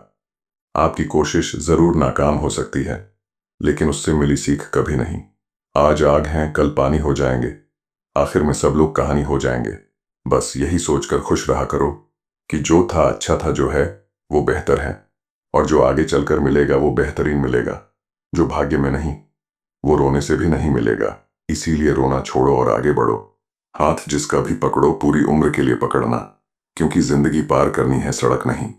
दीपक मिट्टी का है या सोने का है ये जरूरी नहीं, बल्कि वो अंधेरे में कितना प्रकाश देता है ये जरूरी है। उसी तरह आपका दोस्त गरीब है या अमीर है ये जरूरी नहीं, बल्कि मुसीबत में वो आपका कितना साथ देता है ये बहुत जरूरी है। रिश्तों को वो नहीं निभाते जिन्हें तोड़ने की आदत हो, रिश्तों को वो निभाते हैं जिन्हें जोड़ने की आदत हो। अपना दिल और भरोसा किसी को मत देना, नहीं तो लोग इसे तोड़कर ही वापस देते हैं। भरोसा नहीं है क्या मुझ पर, बस यही बोलकर लोग धोखा दे जाते हैं।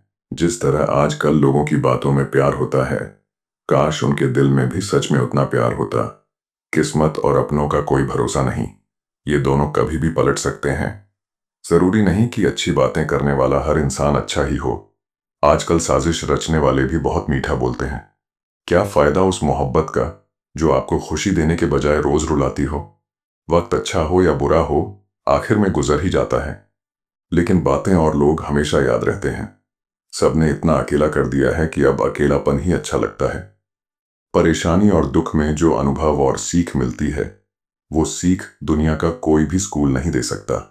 मीठे लोगों से मिलकर ही मैंने जाना कि कड़वे लोग अक्सर सच्चे होते हैं। किसी का एहसान कितना ही छोटा क्यों ना हो, लेकिन आप उसे कभी मत भूलना, और आपका एहसान कितना ही बड़ा क्यों ना हो, आप उसे कभी मत जताना। बदल ही देता है चेहरे की रंगत, ये इश्क भी किसी सर्जरी से कम नहीं होता। धूप का नाम तो वैसे ही बदनाम है, जलते तो लोग एक दूसरे से हैं। चेहरा वही होता है, बस आईने बदलते रहते हैं। लफ्ज वही रहते हैं, बस मायने बदलते रहते हैं। बहुत खास है वो इंसान मेरे लिए, फिर भी मेरा दिल दुखाता है। बहुत जरूरी है जिंदगी में थोड़ा खालीपन भी, क्योंकि यही वो समय है जहां हमारी मुलाकात खुद से होती है। जूते रगड़कर बनाई गई पहचान और जूते चाटकर बनाई गई पहचान में बहुत फर्क होता है। बहुत परेशान होते हैं वो लोग जो हमेशा खुश दिखने की कोशिश करते हैं। एक बार अगर सब्र आ जाए तो फिर मनपसंद चीज भी मन से उतर जाती है। बिखर गए वो सपने जिन्हें हम कभी अपनी जिंदगी समझते थे। लोग कहते हैं कि बात उनसे करो जिससे आपको बात करना पसंद हो, लेकिन हम कहते हैं कि बात उनसे करो जिसको आपकी बातें सुनना पसंद हो। अपनी सोच और नीयत अच्छी रखिए, फिर आपके सारे कष्ट वो कुदरत अपने आप दूर करेगी। याद रखना, जिस इंसान से आप सबसे ज्यादा मोह करोगे, सबसे ज्यादा दुख भी आपको उसी इंसान से मिलेगा। यदि कोई इंसान आपको एक ही सबक बार बार सिखाए, तो वो गलती उसकी नहीं आपकी है। उस इंसान से कभी झूठ मत बोलना जो आप पे भरोसा करता हो, और उस इंसान पे कभी भरोसा मत करना जो आपसे बार बार झूठ बोलता है। यहाँ कोई किसी का नहीं है, सबको मतलब की बीमारी है। कुछ लोगों को छोड़ना इसीलिए भी जरूरी हो जाता है, अगर आप उन्हें नहीं छोड़ेंगे तो वो आपको कहीं का नहीं छोड़ेंगे। उस व्यक्ति पे कभी विश्वास मत करना जो आपको दूसरों के राज बताता हो। बुद्धि सबके पास है, अब चालाकी दिखानी है या ईमानदारी, ये तो हमारे संस्कारों पे निर्भर करता है। लेकिन चालाकी 4 दिन ही चमकती है और ईमानदारी जिंदगी भर चमकती है। अपनी आर्थिक स्थिति को राज रखना चाहिए। अगर आपकी स्थिति अच्छी है तो लोग आपसे उधार मांगने लगेंगे, और अगर बुरी है तो आपका सम्मान नहीं करेंगे और आपका साथ नहीं देंगे। इसीलिए सुख और दुख को अपने तक ही रखना चाहिए।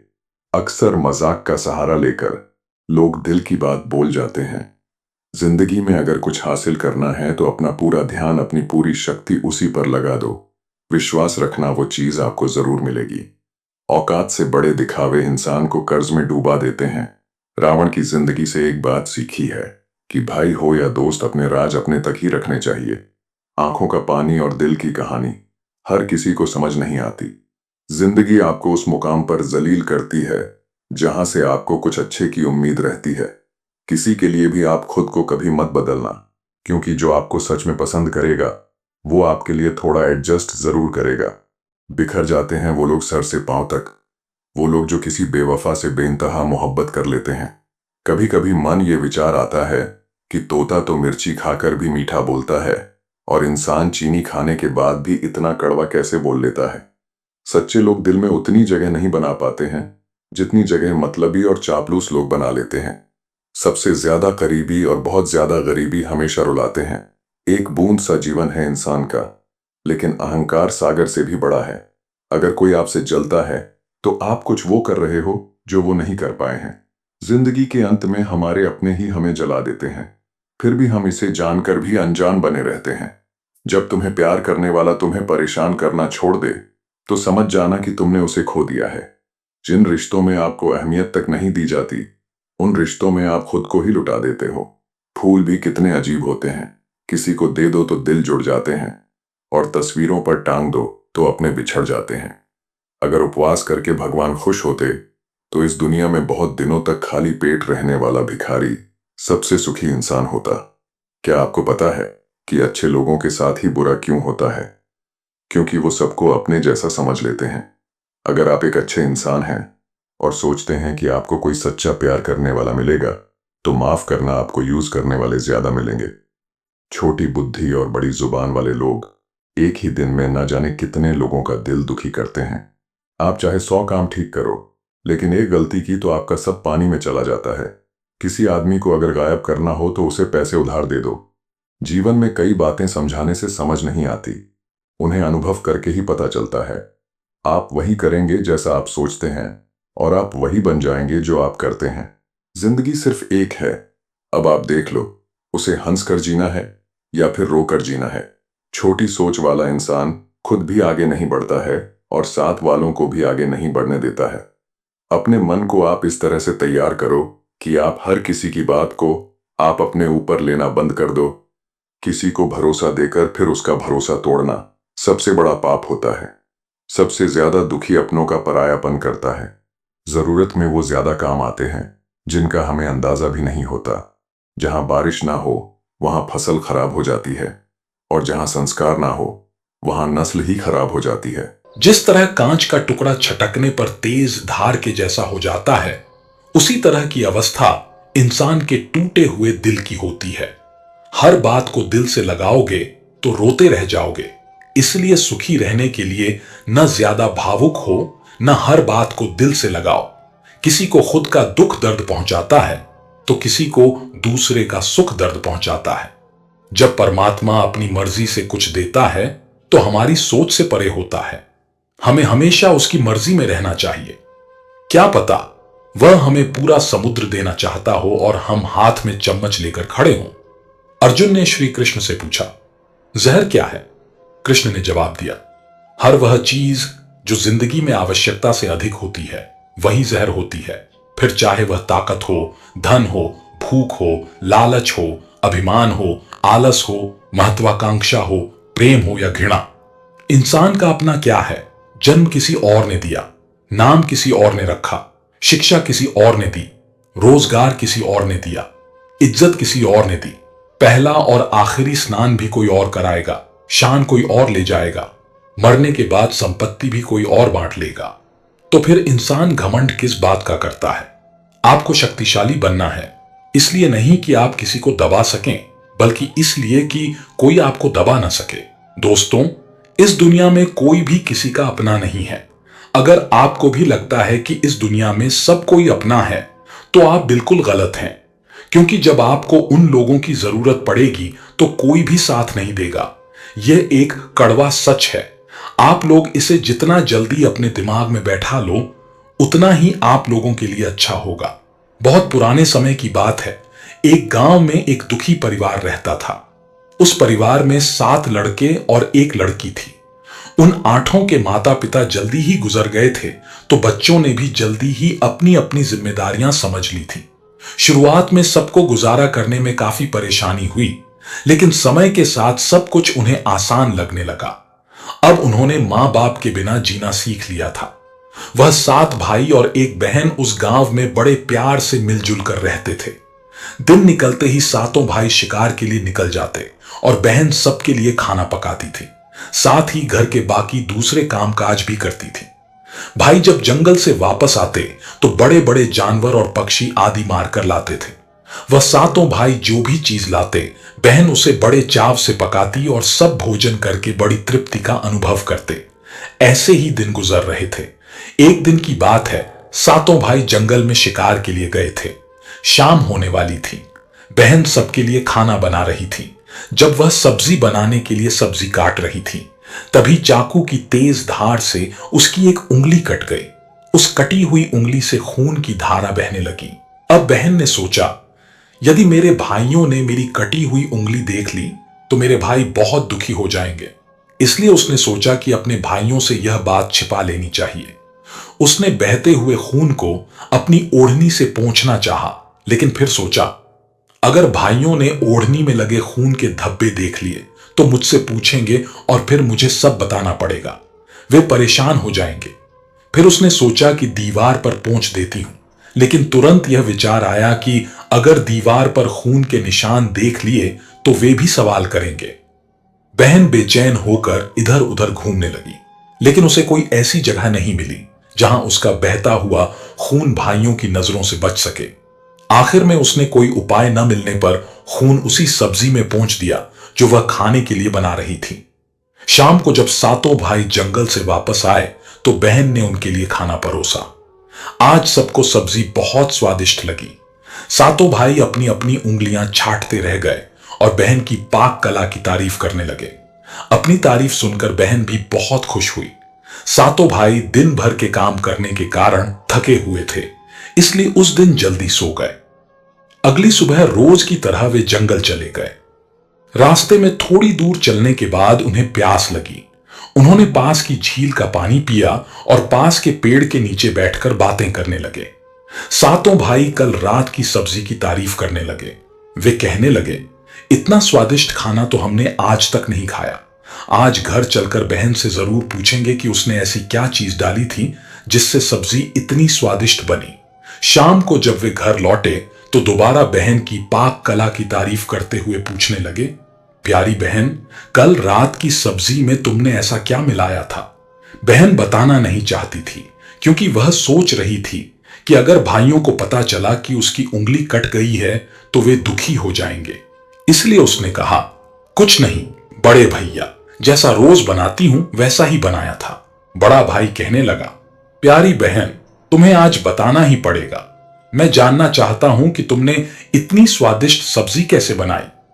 बड़ा भाई आगे कहता है, तुम्हें मेरी सौगंध है, तुम्हें सच बताना ही पड़ेगा। बड़े भाई का सब सम्मान करते थे, इसलिए बहन को भी सच बोलना पड़ा। उसने धीरे धीरे सारी बात बताते हुए कहा, भैया, मेरी उंगली कट गई थी तो बस थोड़ा सा खून सब्जी में मिल गया था। मैंने सोचा कि आप लोगों को पता चलेगा तो आप सब दुखी हो जाएंगे, इसलिए मैंने खून को सब्जी में मिला दिया। यह सुनकर 6 भाइयों ने मन में सोचा, इसके खून की चंद बूंदें इतनी स्वादिष्ट हैं तो इसका मांस कितना स्वादिष्ट होगा। रात के खाने के बाद सातों भाई सोने चले गए। सोने के दौरान सभी भाइयों में इस बात की चर्चा छिड़ गई। बड़ा भाई कहने लगा, अरे भाइयों, खून की कुछ बूंदें इतनी स्वादिष्ट हैं तो सोचो इसके शरीर का मांस कितना स्वादिष्ट होगा। सबने बड़े भाई की हां में हां मिलाई, लेकिन छोटे भाई को यह बात बिल्कुल गलत लगी। उसने बड़े भाई का मान रखते हुए कुछ नहीं कहा। अगले दिन जब सातों भाई शिकार के लिए गए तब उन्होंने योजना बनाई कि बहन को मारकर उसका मांस बनाएंगे और खाएंगे। उनका मानना था कि बहन का मांस बहुत स्वादिष्ट होगा। सातवें भाई को अपने बड़े भाइयों की यह योजना अच्छी नहीं लगी। वह अपनी बहन को बचाने के लिए बेचैन हो गया, लेकिन वह खुलकर इसका विरोध नहीं कर सकता था, क्योंकि 6 भाई एक तरफ थे। सभी भाइयों ने मिलकर एक टीले पर बांस और पत्तों से एक चबूतरा बनाया, जिसे उन्होंने चांद कहा। योजना यह थी कि बहन को बहला फुसलाकर वहां लाएंगे और तीर मारकर उसकी हत्या करेंगे। इसके बाद वे उसका मांस खाएंगे। अगले दिन बड़े भाई ने अपनी बहन से कहा, मेरी प्यारी बहन, अब तुम बड़ी हो गई हो और शादी के लायक हो गई हो। हमने तुम्हारे लिए एक सुंदर वर की तलाश की है। आज हम उसे देखने और उसका घर देखने जाएंगे, इसलिए तुम भी हमारे साथ चलो। शादी की बात सुनकर बहन बहुत खुश हुई। वह तुरंत तैयार होकर भाइयों के साथ चल दी। चलते चलते जब बहन थक गई तो उसने बड़े भाई से पूछा, भैया मेरा ससुराल अब कितना दूर है? तब बड़ा भाई बोला, बस अभी कुछ देर में पहुंचने वाले हैं। वह देखो बहन, दूर से दिखाई दे रहा है। बड़े भाई ने टीले पर बने चांद की ओर इशारा करते हुए कहा, वह तुम्हारा ससुराल है जहां तुम राज करोगी। यह सुनकर बहन आनंदित हो उठी। चांद पर पहुंचने के बाद बड़े भाई ने छोटे भाइयों को आदेश दिया, अपनी बहन को रस्सी के सहारे बांस के खंभे से बांध दो। सभी भाइयों ने मिलकर बहन को जल्दी से बांध दिया। अपनी ही भाइयों को हत्यारे के रूप में देखकर बहन का हृदय हाहाकार कर उठा। वह ईश्वर को याद करते हुए कहने लगी, हे ईश्वर, अब तुम ही मेरा सहारा हो। मेरे सातों भाई मेरी हत्या करना चाहते हैं। इनमें से एक भी ऐसा नहीं है जिसके दिल में मेरे लिए दया और प्रेम हो। सातवें भाई को बहन की पुकार पर दया आ गई, लेकिन 6 भाइयों का विरोध करने का साहस वह नहीं जुटा पाया। बहन को बांधने के बाद बड़े भाई ने सबको बारी बारी से उस पर प्रहार करने का आदेश दिया। बड़ा भाई सबसे पहले धनुष बाण लेकर अपनी बहन पर प्रहार करने को आगे बढ़ा। तभी बहन ने भाई के सामने हाथ जोड़कर करुण स्वर में कहा, मारो मारो भैया, छाती में लक्ष्य करके, तुम्हारा तीर जंगल को जाएगा। भाई ने कठोरता दिखाते हुए तीर चलाया, लेकिन उसका निशाना जो हमेशा अचूक रहता था आज विफल हो गया। इसके बाद दूसरा भाई तीर चलाने को तैयार हुआ। बहन ने उसके सामने भी हाथ जोड़कर वही करुण गीत गाया, उसका भी निशाना चूक गया। इसी तरह सभी 6 भाइयों ने बारी बारी से बहन पर तीर चलाने की कोशिश की, लेकिन हर बार उनका निशाना चूक जाता। अब 7वें भाई की बारी थी। उससे 6 भाई कहने लगे, भाई पूरी ताकत से तीर चलाना और बहन को एक बार में मार देना। अगर तुम्हारा निशाना चूक गया तो तुम जिंदा नहीं बचोगे, हम सब तुम्हें मार देंगे। बहन ने छोटे भाई की जान बचाने के लिए अपनी जान न्यौछावर करने का निश्चय किया। वह ईश्वर से प्रार्थना करने लगी, हे ईश्वर, मेरे भाई का तीर मेरी छाती भेदने में सफल हो जाए। फिर वह करुण गीत गाने लगी, मारो मारो भैया, छाती में लक्ष्य करके, भैया छाती में लक्ष्य करके तेरा तीर मेरी छाती भेद जाए। छोटे भाई ने तीर चलाया। उसका तीर बहन के माथे पर जाकर लगा। बहन दर्द से तड़प उठी और कुछ देर तड़पने के बाद उसने प्राण त्याग दिए। सातों भाइयों ने मिलकर अपनी बहन का मृत शरीर नीचे उतारा। इसके बाद 6 भाइयों ने मिलकर बहन के शरीर के छोटे छोटे टुकड़े कर दिए। बड़े भाई ने 7वें भाई को जंगल से लकड़ी और पानी लाने का आदेश दिया। छोटा भाई पानी और लकड़ियों के साथ साथ कुछ मछलियां और केकड़े भी ले आया। वह अंदर ही अंदर बहुत दुखी था, क्योंकि उसके भाई बहन का मांस बड़े शौक से पका रहे थे। छोटे भाई ने बहन के मांस के साथ साथ मछली और केकड़े भी पकाने को डाल दिए, जिससे उसने अपने खाने का जुगाड़ कर लिया। जब चावल और मांस तैयार हो गया तो छोटे भाई ने पहले ही अपने बैठने के स्थान पर एक छोटा सा गड्ढा खोद लिया था। उसने अपनी बहन के मांस को चुपके से उस गड्ढे में डाल दिया और मछली और भात खाने लगा। बाकी 6 भाई बहन की हड्डियां चबाने लगे तो छोटा भाई केकड़ा चबाने लगा। जब सबने बहन के शरीर का स्वादिष्ट मांस खाकर अपना पेट भर लिया तो बड़े भाई ने 7वें भाई से कहा, जूठा साफ कर दो। छोटे भाई ने बहन की बची कुची हड्डियां और शरीर के अन्य भाग जैसे सिर, नाखून, पंजे आदि इकट्ठा किए और एक गड्ढे में डालकर ऊपर से मिट्टी से ढक दिया। कुछ समय बाद जहां बहन के मांस के टुकड़े डाले गए थे, उस स्थान पर बांस का एक पौधा उग आया। धीरे धीरे वहां बांसों का झुरमुट बन गया। एक बार एक संत वहां आए और उसी बांस के झुरमुट तले छुपकर ध्यान करने लगे। उसी समय आकाशवाणी हुई, संत दुर्गंध आ रही है, संत दुर्गंध आ रही है। बार बार यह आकाशवाणी सुनने के बाद संत ने झटपट उस स्थान को साफ कर दिया। उस संत ने झुरमुट में से एक बांस को काट लिया और अपने साथ ले गए। उस बांस को काटकर संत ने एक बहुत ही सुंदर बांसुरी बनाई और उसे बजाकर दिन भर लोगों के घर जाकर भिक्षा मांगने लगे। भिक्षा के बदले संत लोगों को उपदेश दिया करते थे। एक दिन संत भिक्षा मांगने के लिए उसी गांव में चले गए जहां उस बहन के 7 भाई रहते थे। जैसे ही संत बड़े भाई के द्वार पर पहुंचे, उन्होंने बांसुरी बजाना शुरू किया। बांसुरी से आवाज आई, हे दुश्मन, सबसे बड़ा नहीं बाजो रे बांसुरी, बड़े भाई के घर नहीं बाजो रे बांसुरी, दया प्रेम सब छोड़कर रिश्ते में यही दाग लगाया है, नहीं बाजो रे बांसुरी। इस करुण आवाज को सुनकर बड़े भाई के पसीने छूटने लगे। उसने अपनी पत्नी से कहा, इस योगी को तुरंत भिक्षा दो और यहां से विदा करो। उसकी पत्नी ने वही किया, योगी को तुरंत भिक्षा देकर विदा कर दिया। इसी तरह योगी बाबा बारी बारी से 6 भाइयों के द्वार पर गए। जैसे ही वे उनके घर पहुंचे, बांसुरी से वही गीत बजने लगा। उन 6 भाइयों ने भी अपनी पत्नियों से कहा, तुरंत भिक्षा देकर इस संत को विदा कर दो। उनके मन में डर समा गया कि यदि यह संत ज्यादा देर रुका तो यह राज खुल जाएगा कि उन्होंने ही अपनी बहन की हत्या की थी। अंत में योगी 7वें भाई के द्वार पर पहुंचे। 7वां भाई अब तक कुंवारा था और अकेला रहता था। जब योगी बाबा उसके द्वार पर आए तो बांसुरी बोल उठी, बाजो रे बांसुरी, मेरे सबसे छोटे भाई के घर। मेरे छोटे भाई ने मन की बात में छुपा कर रखी है युग युग की। बांसुरी बोली, यही है मेरे सबसे प्यारे भाई का घर।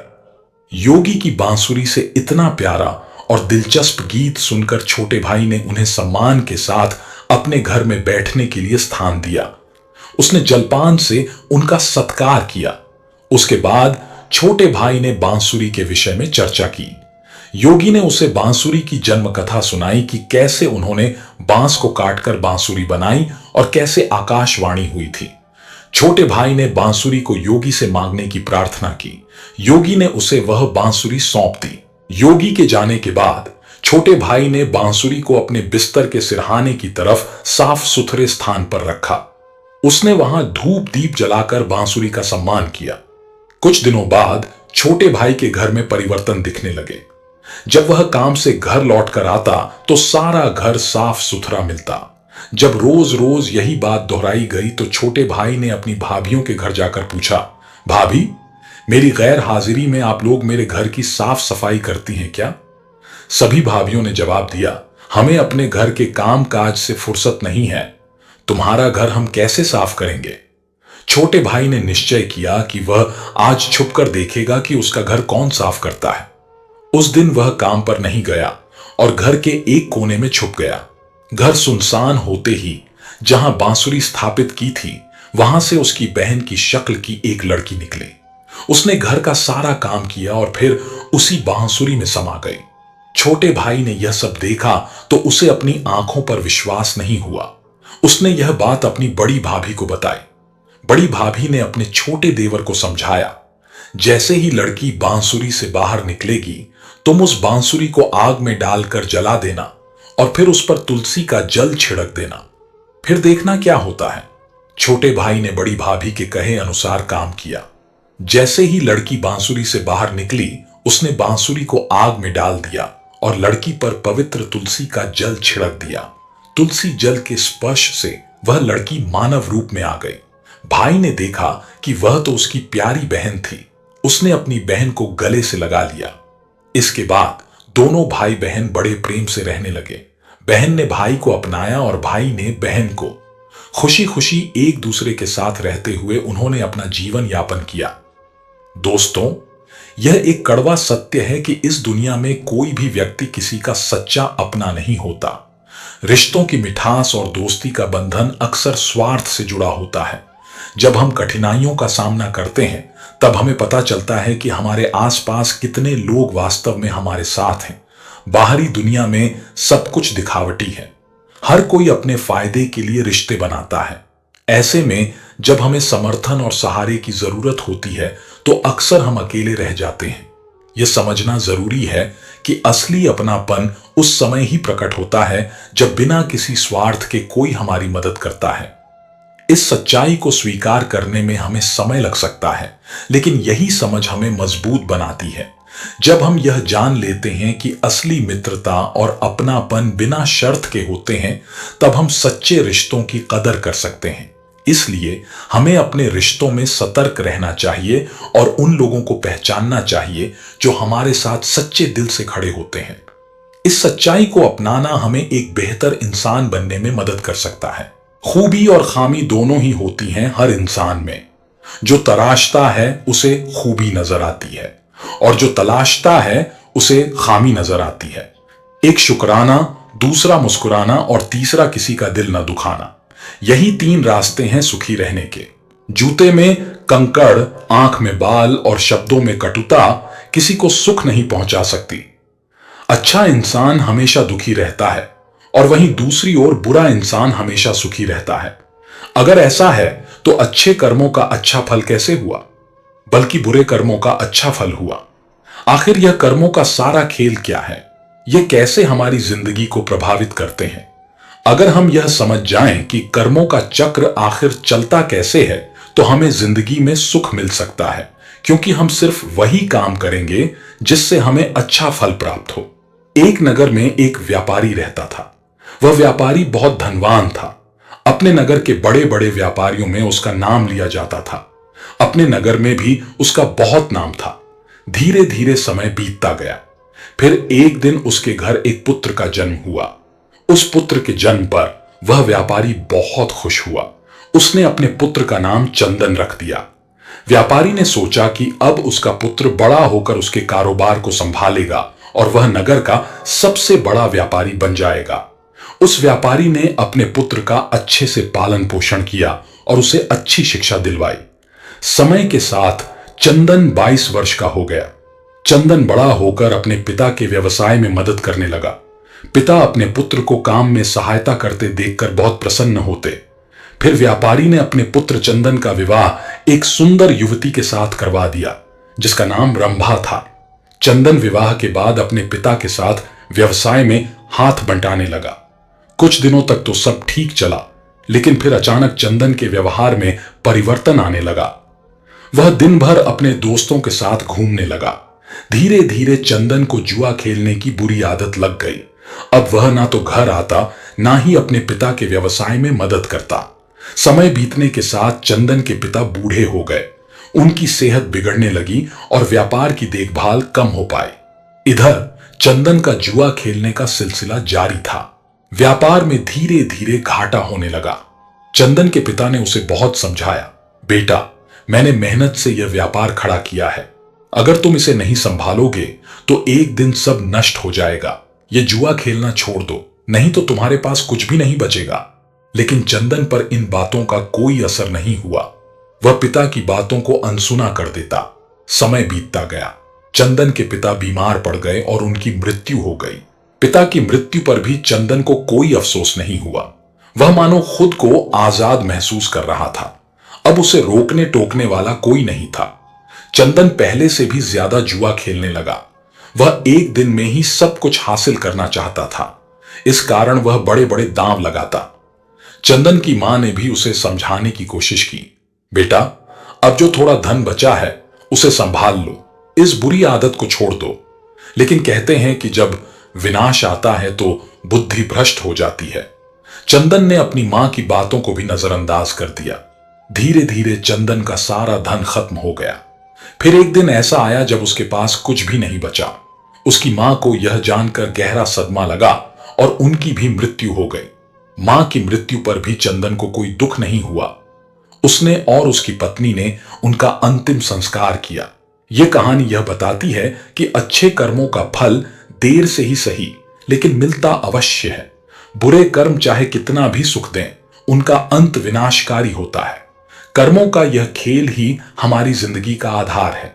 फिर कुछ समय बाद चंदन ने फिर से जुआ खेलना शुरू कर दिया। उसे किसी भी बात से कोई फर्क नहीं पड़ता था। उसके लिए कोई जिए या मरे, वह तो दिन भर जुआ ही खेलता रहता था। चंदन का सारा धन खत्म हो गया था। फिर उसने दूसरे व्यापारियों से कर्ज लेना शुरू कर दिया। चंदन व्यापारी का बेटा था, इसलिए किसी ने भी उसे धन देने से मना नहीं किया। लेकिन चंदन ने वह धन भी जुए में ही बर्बाद कर दिया। अब चंदन पर बहुत सारा कर्ज हो चुका था। उसके घर में 2 वक्त का खाना खाने लायक धन भी नहीं बचा था। धीरे धीरे चंदन की हालत इतनी खराब हो गई कि उसके पास ना तो खाने को खाना था और ना ही पहनने को कपड़े। वह पूरी तरह कंगाल हो चुका था। अब पूरे नगर में यह बात फैल चुकी थी कि चंदन के पास कुछ भी नहीं बचा है। जब चंदन किसी से मदद मांगने जाता तो सभी उसे मना कर देते। एक समय ऐसा था जब उसके परिवार का नाम नगर के बड़े बड़े व्यापारियों में लिया जाता था। लेकिन चंदन की बुरी आदतों के कारण उसने सब कुछ गंवा दिया। कोई भी उसकी मदद नहीं करता था।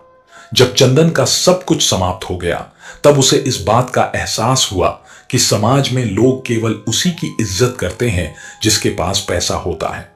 जैसे ही किसी का धन खत्म होता है, उसके साथ साथ उसकी इज्जत भी चली जाती है। लोग उसी की इज्जत करते हैं जो मेहनत से कमाता है और अपने जीवन में कामयाब इंसान बनता है। जब चंदन के ससुर को यह पता चला कि उनका दामाद कंगाल हो चुका है, तो वह अपनी पुत्री की चिंता में तुरंत उससे मिलने चल पड़े। उन्होंने जाकर देखा कि उनकी बेटी बहुत दुखी है। उसने फटे पुराने कपड़े पहन रखे थे। भूख के कारण उसका गुलाब सा चेहरा मुरझा चुका था। अपनी बेटी की ऐसी हालत देखकर ससुर को चंदन पर बहुत गुस्सा आया। उन्होंने अपनी बेटी को अपने साथ ले जाने का निश्चय किया। उन्होंने चंदन से कुछ नहीं कहा और अपनी बेटी को अपने घर ले गए। जब चंदन घर पहुंचा तो उसे पता चला कि उसकी पत्नी को उसके ससुर अपने साथ ले गए हैं। यह सुनकर चंदन बहुत दुखी हुआ। अब वह पूरी तरह अकेला पड़ चुका था। उसके पास ना तो धन बचा था, न पत्नी और ना ही माता पिता। सब उसे अकेला छोड़कर चले गए थे।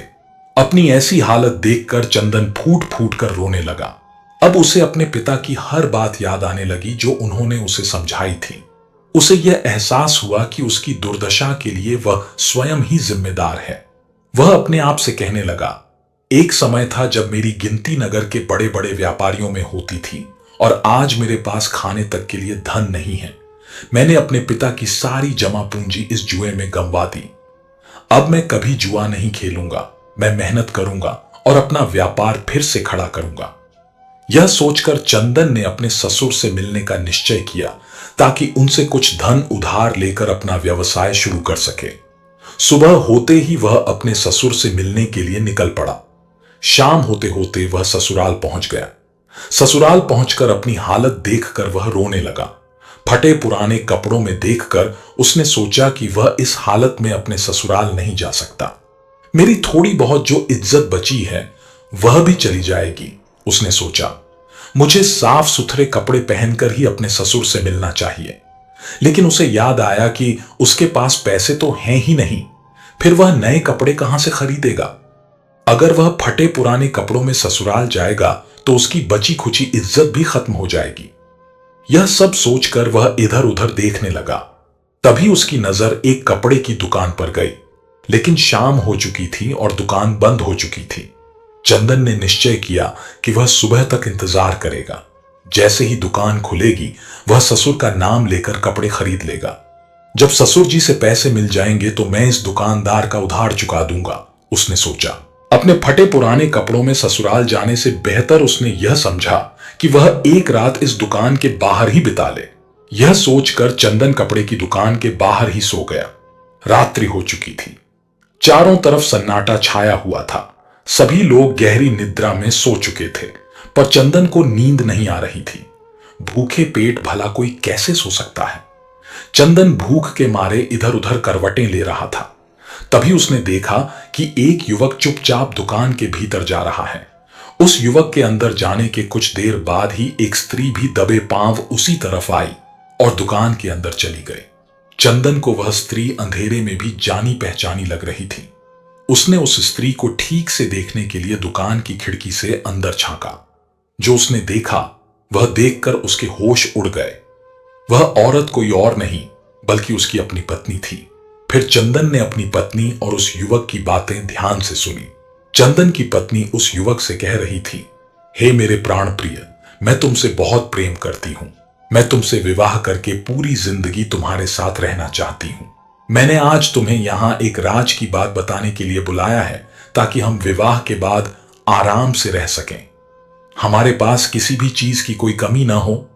उस युवक ने बड़ी उत्सुकता से पूछा, कौन सा राज? तुम किस राज की बात कर रही हो? फिर चंदन की पत्नी ने उस युवक से कहा, मेरे ससुर जी बहुत धनी व्यापारी थे। उनके पास बहुत सारा धन था। उन्होंने अपने जीवन में बहुत कठिन परिश्रम किया था और खूब सारा धन कमाया था। उन्होंने 4 घड़े सोने के सिक्कों से भरवाकर मकान के चारों कोनों में गड्ढा खोदकर छुपा दिए थे। यह उन्होंने इसलिए किया था ताकि बुरे समय में उस धन का उपयोग किया जा सके। उन्होंने अपने बेटे को इस धन के बारे में कभी नहीं बताया, क्योंकि उन्हें डर था कि कहीं वह, उनका जुआरी बेटा, इस धन को भी जुए में न गंवा दे। मेरे ससुर की मृत्यु के बाद मेरी सास ने मुझे यह बात बताई थी। यह सारी बातें सुनकर वह युवक बोला, अब मुझे क्या करना चाहिए? तुम जैसा कहोगी मैं वैसा ही करूंगा।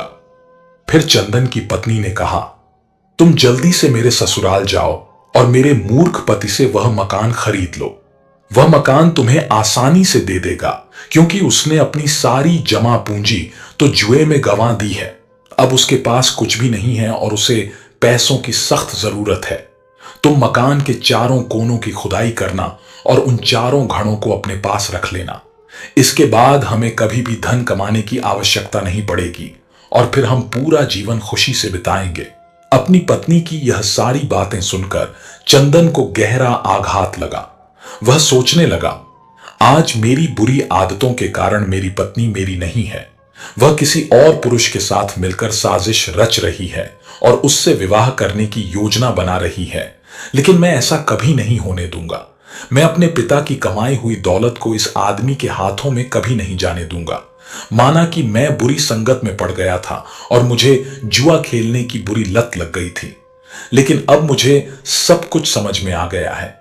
अब मैं अपने पिता की मेहनत की कमाई को इस तरह लूटने नहीं दूंगा। यह सोचकर चंदन तुरंत अपने नगर के लिए निकल पड़ा। सुबह होते होते वह अपने घर पहुंच गया। घर पहुंचकर उसने बिना समय गंवाने अपने घर के चारों कोनों की खुदाई शुरू कर दी। खुदाई के थोड़ी ही देर बाद उसे वह चारों घड़े मिल गए। उन्हें देखकर चंदन बहुत खुश हुआ और अपने पिता को धन्यवाद किया। फिर उसने उन चारों घड़ों से सोने के सिक्के निकाल लिए और उन घड़ों में कोयला भरकर उन्हें वापस उसी जगह पर रख दिया। इसके बाद चंदन अपनी पत्नी के प्रेमी का इंतजार करने लगा। कुछ दिनों बाद उसकी पत्नी का प्रेमी उसके घर आया। वह बोला, मैंने सुना है कि तुमने अपना सब कुछ गंवा दिया है और तुम्हें पैसों की बहुत जरूरत है। तुम मुझे यह मकान बेच दो। मुझे इस नगर में अपना व्यवसाय शुरू करना है। तुम्हें पैसे मिल जाएंगे और मुझे मकान। इससे हम दोनों की जरूरतें पूरी हो जाएंगी। चंदन तो इसी मौके का इंतजार कर रहा था। उसे उस आदमी की सारी योजना पहले से पता थी। उसने तुरंत अपना मकान उसे बेच दिया। फिर चंदन मकान बेचने से मिली रकम और सोने के सिक्कों को लेकर दूसरे नगर चला गया ताकि वहां जाकर अपना व्यवसाय शुरू कर सके। वहां पहुंचकर चंदन ने अपना व्यापार शुरू कर दिया। शुरू शुरू में उसे बहुत कठिनाई हुई। उसने खूब मेहनत की और अपने आप को बुरी आदतों से दूर रखा। व्यापार में कभी कभी थोड़ी थोड़ी ऊंच नीच हो जाती थी, लेकिन उसने सब कुछ संभाल लिया। आखिर वह भी व्यापारी का ही बेटा था। उसे व्यापार के बारे में सारी जानकारी थी। धीरे धीरे चंदन का व्यापार चल पड़ा। कुछ ही समय में उसने बहुत सारा धन कमा लिया। फिर उस नगर में रहने वाले एक सेठ की नजर चंदन पर पड़ी। सेठ ने चंदन को देखकर सोचा, यह युवक बहुत मेहनती है। इसने इतने कम समय में अपने व्यापार को बुलंदियों पर पहुंचा दिया है। मैं अपनी बेटी की शादी इस युवक से कर देता हूं। मुझे अपनी बेटी के लिए इससे अच्छा लड़का तो मिल ही नहीं सकता। इसके बाद सेठ उसी वक्त चंदन के पास गया और उसके सामने अपनी बेटी के साथ शादी का प्रस्ताव रख दिया। चंदन ने भी सेठ का प्रस्ताव स्वीकार कर लिया। कुछ दिनों बाद सेठ ने अपनी बेटी की शादी चंदन से करवा दी। अब चंदन के पास वापस पहले जैसा सब कुछ हो गया था। उसने धन कमा लिया था, इज्जत कमा ली थी और शादी भी हो गई थी। अब उसके पास किसी भी चीज की कोई कमी नहीं थी। वह अपना जीवन हंसी खुशी से व्यतीत करने लगा। उधर चंदन की पुरानी पत्नी का प्रेमी वह घर पाकर बहुत खुश था, लेकिन जब उसने मकान के चारों कोनों की खुदाई की तो उसे सोने के सिक्कों के बदले कोयले से भरे घड़े मिले। कोयले से भरे घड़े देखकर वह छाती पीट पीट कर रोने लगा। उस युवक को चंदन की पत्नी पर बहुत क्रोध आ रहा था। वह सोचने लगा, काश मैंने उसकी बात नहीं मानी होती। उसने मुझे ठगा है। अगर मैंने उसकी बात नहीं मानी होती तो मुझे आज अपना धन नहीं गंवाना पड़ता। ना तो मुझे सोने के सिक्के मिले और ना ही मेरा जीवन भर का धन बचा। इस घर को खरीदने में मैंने अपनी सारी जमा पूंजी गंवा दी।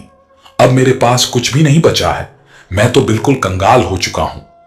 उस युवक ने निश्चय किया कि अब वह अपनी प्रेमिका यानी चंदन की पत्नी को सबक सिखाएगा। वह वापस अपने गांव लौटा और अपनी प्रेमिका को बुलाया। उसने कहा, रंभा, तूने मुझे ठगने की कोशिश की है, मेरी सारी जमा पूंजी बर्बाद कर दी। अब मेरे पास कुछ भी नहीं बचा है। तूने कहा था कि उन घड़ों में सोने के सिक्के मिलेंगे, लेकिन उनमें तो कोयला भरा हुआ था। तूने मुझे बर्बाद कर दिया, मुझे कहीं का नहीं छोड़ा। मैंने तुझ पर विश्वास कैसे कर लिया था? तूने मेरी जिंदगी बर्बाद कर दी। अब तू देख मैं तेरा क्या हाल करता हूं। अब तू किसी को मुंह दिखाने लायक नहीं रहेगी। यह कहकर उस प्रेमी ने अपनी प्रेमिका के नाक और कान छुरी से काट डाले और वहां से चला गया। अब चंदन की पत्नी अपनी ऐसी हालत पर फूट फूट कर रोने लगी। वह इतनी बदसूरत हो गई थी कि अब अगर वह शीशे में खुद को देख ले तो खुद से डर जाए।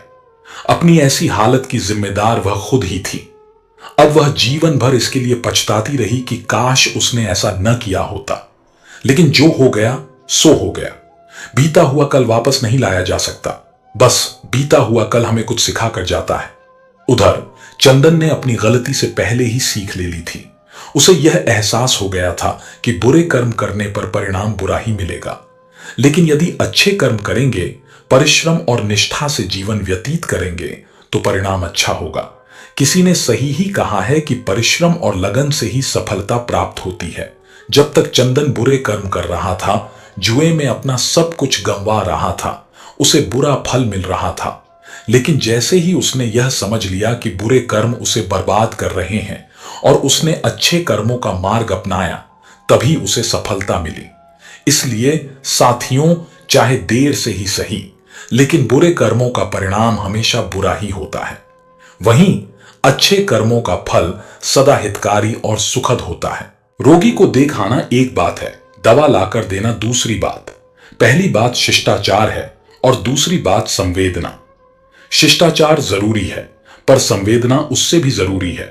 तुलना के खेल में कभी मत उलझो, क्योंकि इस खेल का कहीं अंत नहीं होता। जहां तुलना की शुरुआत होती है, वहीं से आनंद और अपनापन खत्म होता है। चील की ऊंची उड़ान देखकर चिड़िया कभी चिंता नहीं करती, वह अपने अस्तित्व में मस्त रहती है। मगर इंसान इंसान की ऊंची उड़ान देखकर जल्दी चिंता में आ जाता है। इसलिए तुलना से बचो और खुश रहो। जोश और होश तराजू के दो पलड़ों के समान है। जब एक बढ़ता है तो दूसरा उसी अनुपात में घटता है। पर याद रहे, सफलता का मूल इनके संतुलन में ही है। मरहम लगा सको तो किसी गरीब के जख्मों पर लगा देना। हकीम बहुत हैं बाजार में अमीरों के इलाज के लिए। हम कितने भी सही क्यों ना हो, फिर भी बेहतरी के लिए सुधार की गुंजाइश हमेशा बनी रहती है। झूठी कसम से इंसान तो नहीं मरता, लेकिन भरोसा जरूर मर जाता है। जीवन चाय बनाने जैसा है। सबसे पहले अपने अहम को उबालिए, अपनी चिंताओं को भाप बनकर उड़ा दीजिए, अपने दुखों को घुल जाने दीजिए, अपनी गलतियों को छान लीजिए और बस खुशियों का स्वाद लीजिए। काम, क्रोध, लोभ, मोह, अहंकार, ईर्ष्या, द्वेष, आलस्य, छल और हट, इन 10 को जीतना तो दूर, नियंत्रण में भी कर लिया जाए तो जिंदगी आबाद हो गई समझो। जिस शरीर के साथ हम पैदा हुए उसके लिए हम जिम्मेदार नहीं हैं, लेकिन जिस चरित्र, व्यक्तित्व और किरदार के साथ हम विदा होंगे उसके जिम्मेदार हम स्वयं होंगे। सादगी परम सौंदर्य है, क्षमा उत्कृष्ट बल है, विनम्रता सबसे अच्छा तर्क है और दोस्ती सर्वश्रेष्ठ रिश्ता है। पर स्त्री, धन, निंदा, परिहास और बड़ों के सामने चंचलता, इनका त्याग करना चाहिए। जो मित्र सामने बोलते हैं पर पीठ पीछे काम बिगाड़ते हैं, ऐसे मित्रों को त्याग देने में ही भलाई है। हमारी जिंदगी में हम ही सबसे बड़ी रुकावट बनते हैं। वो चाहे धीरज की कमी हो, मनमर्जी की आदत हो, जिद की तमन्ना हो, समझ का अभाव हो या ज्ञान की कमी हो, रुकावट हम ही होते हैं। नहीं और हां, ये 2 छोटे से शब्द हैं, लेकिन इनके लिए सबसे ज्यादा सोचना पड़ता है। हम जिंदगी में बहुत सी चीजों को खो देते हैं, नहीं जल्दबाजी में बोलने पर और हां देरी से बोलने पर। प्रेम की धारा बहती है, जिस दिल में चर्चा उसकी होती है हर महफिल में। खुद से बहस करोगे तो सारे सवालों के जवाब मिल जाएंगे, और अगर दूसरों से बहस करोगे तो कई सवाल और खड़े हो जाएंगे। जैसे घर के निर्माण में एक एक ईंट का महत्व होता है, वैसे ही चरित्र के निर्माण में भी एक एक विचार का महत्व होता है। इसलिए अपने विचारों को शुद्ध बनाइए। फूलों को खिलने दो, मधुमक्खियां अपने आप उसके पास आ जाएंगी।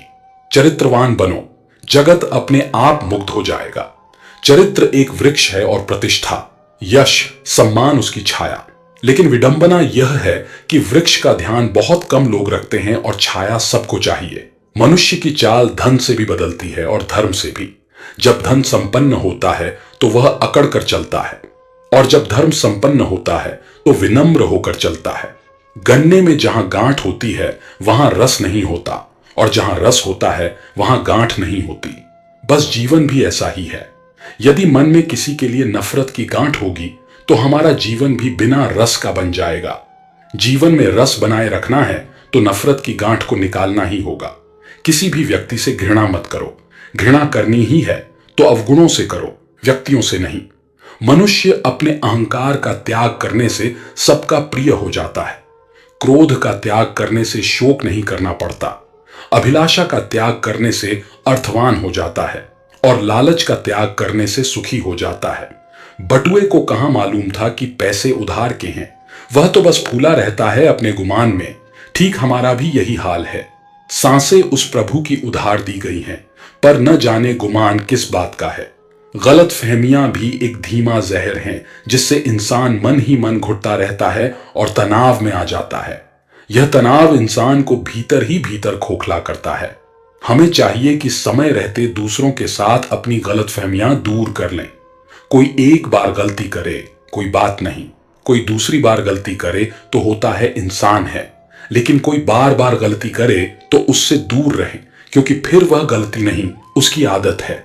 जीवन में की गई गलतियां हमेशा एक संदेश छोड़ जाती हैं, क्योंकि गलतियां ही सही मार्गदर्शन करती हैं। यदि आपने गलतियों से सबक लिया तो वह एक वरदान है, और अगर नजरअंदाज किया तो वह एक अभिशाप है। क्षमा कितनी खुशनसीब है जिसे पाकर लोग अपनों को याद रखते हैं, और अहंकार कितना बदनसीब है जिसे पाकर लोग अक्सर अपनों को भूल जाते हैं। जो लोग दूसरों को अपनी खुशियों में शामिल करते हैं, खुशियां सबसे पहले उन्हीं के दरवाजे पर दस्तक देती हैं। असल खुशी तो हमारे मन के भीतर छुपी रहती है, जिसे हम धन और संपत्ति में ढूंढते हैं। जेब में क्यों रखते हो खुशियों के लम्हे? बांट दो इनको। न गिरने का डर, न चोरी का डर। जो व्यक्ति हर वक्त दुख का रोना रोता है, उसके द्वार पर खड़ा सुख भी बाहर से ही लौट जाता है। एक समय की बात है, द्वारका नगरी में भगवान श्री कृष्ण अपने दरबार में विराजमान थे। उनके पास कई राजमहल, अथाह संपत्ति, असंख्य सेवक और असंख्य भक्त थे। लेकिन फिर भी श्री कृष्ण के मुखमंडल पर हमेशा एक गहन शांति और अपरिभाषित मुस्कान रहती थी। एक दिन उनके प्रिय मित्र उद्धव ने उनसे पूछा, मधुसूदन, आपके पास सब कुछ है, धन, वैभव, सत्ता और प्रेम, फिर भी आपकी आंखों में ऐसा लगता है मानो आप किसी और सत्य को देख रहे हों, किसी और जगत को अनुभव कर रहे हों। यह सब कैसे संभव है? श्री कृष्ण मंद मंद मुस्कुराए और बोले, उद्धव, यह सब मोह माया है। यह जो संसार है, जो संपत्ति है, जो रिश्ते नाते हैं, सब मोह के धागों से बुना हुआ एक जाल है। जो इस जाल को समझ जाता है वह सदा के लिए मुक्त हो जाता है। उद्धव के मन में जिज्ञासा और बढ़ गई। उन्होंने कहा, कृष्ण, कृपया मुझे विस्तार से समझाइए। मैं जानना चाहता हूं कि मोह माया का यह खेल आखिर क्या है। श्री कृष्ण ने एक कहानी सुनानी शुरू की। एक बार एक राजा था जिसका नाम भरत था। वह अपने राज्य का अत्यंत न्यायप्रिय और दयालु शासक था। उसके राज्य में किसी को कोई कमी नहीं थी, लेकिन राजा भरत को अपने पुत्र के प्रति अत्यधिक मोह था। वह उसे हर समय अपने पास रखना चाहता था, हर निर्णय में उसे शामिल करना चाहता था। समय बीता और राजा भरत वृद्ध हो गए। उनके शरीर में पहले जैसी शक्ति नहीं रही, लेकिन उनका पुत्र प्रेम उतना ही प्रबल बना रहा। जब राजा की मृत्यु का समय निकट आया, तब भी उनका मन अपने पुत्र के मोह में फंसा रहा। मृत्यु के बाद राजा भरत ने पुनर्जन्म लिया, लेकिन इस बार वह एक हिरण के रूप में जन्मे। उनके पिछले जीवन के मोह के कारण उनकी आत्मा को मुक्ति नहीं मिली। यह कथा सुनाकर श्री कृष्ण ने कहा, उद्धव, मोह वही है जो आत्मा को बार बार जन्म मृत्यु के चक्र में बांधे रखता है। जब तक कोई इस मोह को त्याग कर केवल परमात्मा में लीन नहीं होता, तब तक वह इस चक्र से मुक्त नहीं हो सकता। उद्धव यह सुनकर गहरी सोच में पड़ गए। उन्होंने श्री कृष्ण से पूछा, प्रभु, यदि मोह इतना प्रबल है तो इसे कैसे त्यागा जा सकता है? मनुष्य के लिए यह कितना कठिन है। श्री कृष्ण ने कहा, उद्धव, मोह को त्यागने का सबसे सरल मार्ग है ज्ञान और भक्ति। जब व्यक्ति यह जान लेता है कि यह संसार एक अस्थायी खेल है और परम सत्य केवल परमात्मा है, तब वह धीरे धीरे मोह के बंधनों से मुक्त होने लगता है। भक्ति इस प्रक्रिया को सरल बनाती है। जब व्यक्ति अपने जीवन में हर कार्य परमात्मा को समर्पित कर देता है, तब मोह अपने आप समाप्त हो जाता है। कुछ समय बाद उद्धव ने श्री कृष्ण के वचनों का पालन करते हुए सांसारिक मोह को त्याग दिया और अपना जीवन भक्ति और ध्यान में लगा दिया। उनके चेहरे पर एक दिव्य तेज था और उनका हृदय शांति और आनंद से भर गया। यह कहानी हमें सिखाती है कि संसार का हर रिश्ता, हर वस्तु, हर अनुभव अस्थायी है। जो लोग इन अस्थायी चीजों को पकड़ कर रखते हैं, वे दुख और पीड़ा में फंसे रहते हैं। लेकिन जो लोग इन्हें त्याग कर परम सत्य की ओर बढ़ते हैं, वे सच्ची शांति और आनंद का अनुभव करते हैं। इसलिए श्री कृष्ण का यह वचन सदा सत्य रहेगा। सब मोह माया है, यहां कोई अपना नहीं होता। यह वाक्य हमें याद दिलाता है कि जीवन का अंतिम उद्देश्य ईश्वर की शरण में जाना और मोह माया के बंधनों से मुक्त होना है। जब तक हम इस सत्य को नहीं समझते, तब तक हम इस संसार के बंधनों में उलझे रहेंगे। श्री कृष्ण के इस अद्भुत ज्ञान ने उद्धव के जीवन को बदल दिया। उन्होंने अपने जीवन को भक्ति और आत्मज्ञान की साधना में लगा दिया और अंत में वे आत्मा के परम सत्य को प्राप्त कर अमर हो गए। यह कहानी हमें सिखाती है कि मोह माया के बंधनों को त्याग कर ही सच्चे आनंद और शांति को पाया जा सकता है। लोग समय मांगने को तरसेंगे, तुम खुद पर समय तो लगाओ। जब भी टूटना, अकेले में टूटना। यह दुनिया तमाशा देखने में माहिर है। जिंदगी में रिश्ते ऐसे बनाओ कि उसे झूठ बोलने की जरूरत ना पड़े और तुम्हें सच जानने की। अकेले रहने का हुनर रखो। अपने और सपने कभी भी बदल सकते हैं। कौन समझ पाया है आज तक हमें? हम अपने हादसों के इकलौते गवाह है। सिर्फ उनके साथ रहो जिन्हें आपके साथ की जरूरत हो। चुपचाप मेहनत करते रहो। उड़ान तय करेगी आसमान किसका है। जिंदगी ऐसे जियो जो खुद को पसंद आए। दुनिया वालों की पसंद तो हर पल बदलती रहती है। मुस्कुराओ और कहो कि मैं ठीक हूं, क्योंकि किसी को वास्तव में आपकी कोई परवाह नहीं है। जीवन में सुखी रहने के लिए दो शक्तियों का होना जरूरी है। पहली सहन शक्ति और दूसरी समझ शक्ति। परिस्थितियां इंसान को वो बना देती हैं जो वो कभी था ही नहीं। ऐसे बनो कि लोग आपके आने का इंतजार करें, जाने का नहीं।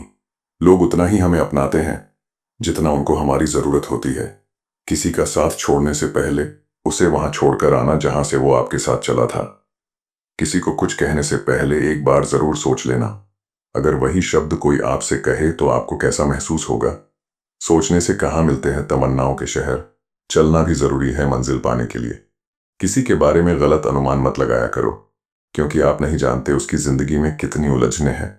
आपकी कदर तब तक होती है जब तक आप दूसरों के काम आते हैं। दिल में चुप जाती है अक्सर अपनों की ही बातें। गैरों में इतना दम कहाँ कि आंखों में आंसू ला दें। मीठे लोगों से हमने मिलकर जाना, कड़वे लोग अक्सर सच्चे होते हैं। देर से ही सही, लेकिन समझ आ गया कि हम हर किसी के लिए उतना खास नहीं है जितना हम सोचते थे। जब समय खराब हो तो सुकून देने वाले भी दर्द दे जाते हैं। आर्थिक स्थिति कैसी भी हो, खुश रहने के लिए आपकी मानसिक स्थिति मजबूत रहनी चाहिए। किसी से लगाव उसके व्यवहार से होता है, ना कि चेहरे से। घमंड को निकाल दो अपने दिमाग से, नहीं तो बाद में बहुत पछताना पड़ेगा, क्योंकि घमंड सब कुछ चूर कर देता है। अपनी खुशी के लिए किसी को दुख नहीं देना, क्योंकि वक्त खराब होता है, इंसान नहीं। जो दर्द दिखाई ना दे वो दुखता बहुत है। साथ तो जिंदगी भी छोड़ देती हैं, फिर शिकायत सिर्फ लोगों से क्यों? अगर कोई आपसे उम्मीद रखता है तो ये उसकी मजबूरी नहीं, बल्कि आपके साथ लगाव और विश्वास है। समय के साथ हालात बदल जाते हैं, इसीलिए बदलाव में खुद को बदल लेना ही बुद्धिमानी है। अपनी अच्छाई पर इतना भरोसा रखो कि जो तुमको खोएगा एक दिन जरूर रोएगा। झूठी हमदर्दी कभी नहीं दी हमने किसी को। जिसके लिए जो कुछ किया है दिल से किया है। अच्छा इंसान बुरा तब बनता है जब उसकी अच्छाई का मजाक बनता है। बदला हुआ व्यवहार सबको चुभता है, पर बदलने की वजह कहाँ कोई पूछता है। रात होते ही जब परछाई साथ छोड़ देती हैं, तो अपनों से क्या उम्मीद रखना। दुश्मन इतनी आसानी से कहाँ मिलते हैं। पहले बहुत लोगों का भला करना पड़ता है। समय सब कुछ बदल देता है। जरूरत सिर्फ सब्र की है। आपकी कदर तब तक होती है जब तक आप लोगों के काम आते हैं। गलती करना बड़ी बात नहीं है, अपनी गलती को एक्सेप्ट करना बड़ी बात है। हर बात दिल से लगाओगे तो रोते रह जाओगे। जो जैसा है उसके साथ वैसा बनना सीखो।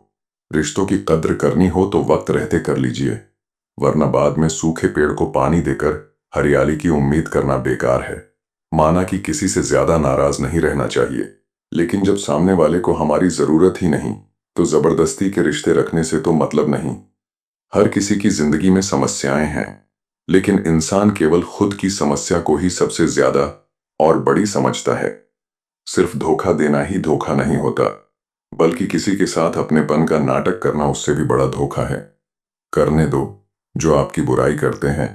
ऐसी छोटी छोटी हरकतें छोटे लोग ही करते हैं। मेरी गलतियां मुझसे कहो, दूसरों से नहीं, क्योंकि सुधारना मुझे है, दूसरों को नहीं। कांटों से मिला घाव तो कुछ दिनों में भर जाता है, पर दिल पर लगी बात जिंदगी भर याद रहती है। कुछ लोग कहते हैं कि औरत का कोई घर नहीं होता है, लेकिन सच तो यह है कि औरत के बिना कोई घर नहीं होता है। बुद्धिमान वह नहीं होता जो केवल बोलना जानता है। असली बुद्धिमान तो वह है जिसे यह पता है कि कहाँ चुप रहना है। प्लेट की धार तेज होती है लेकिन पेड़ को नहीं काट सकती। कुल्हाड़ी मजबूत होती है लेकिन बाल नहीं काट सकती। वैसे ही हर इंसान अपनी अपनी काबिलियत के अनुसार ही श्रेष्ठ होता है। इसीलिए अपने आप की तुलना किसी और से कभी भी ना करें। घर बदल जाए या समय बदल जाए, कोई गम नहीं, लेकिन सबसे ज्यादा दुख तब होता है जब कोई अपना बदल जाता है।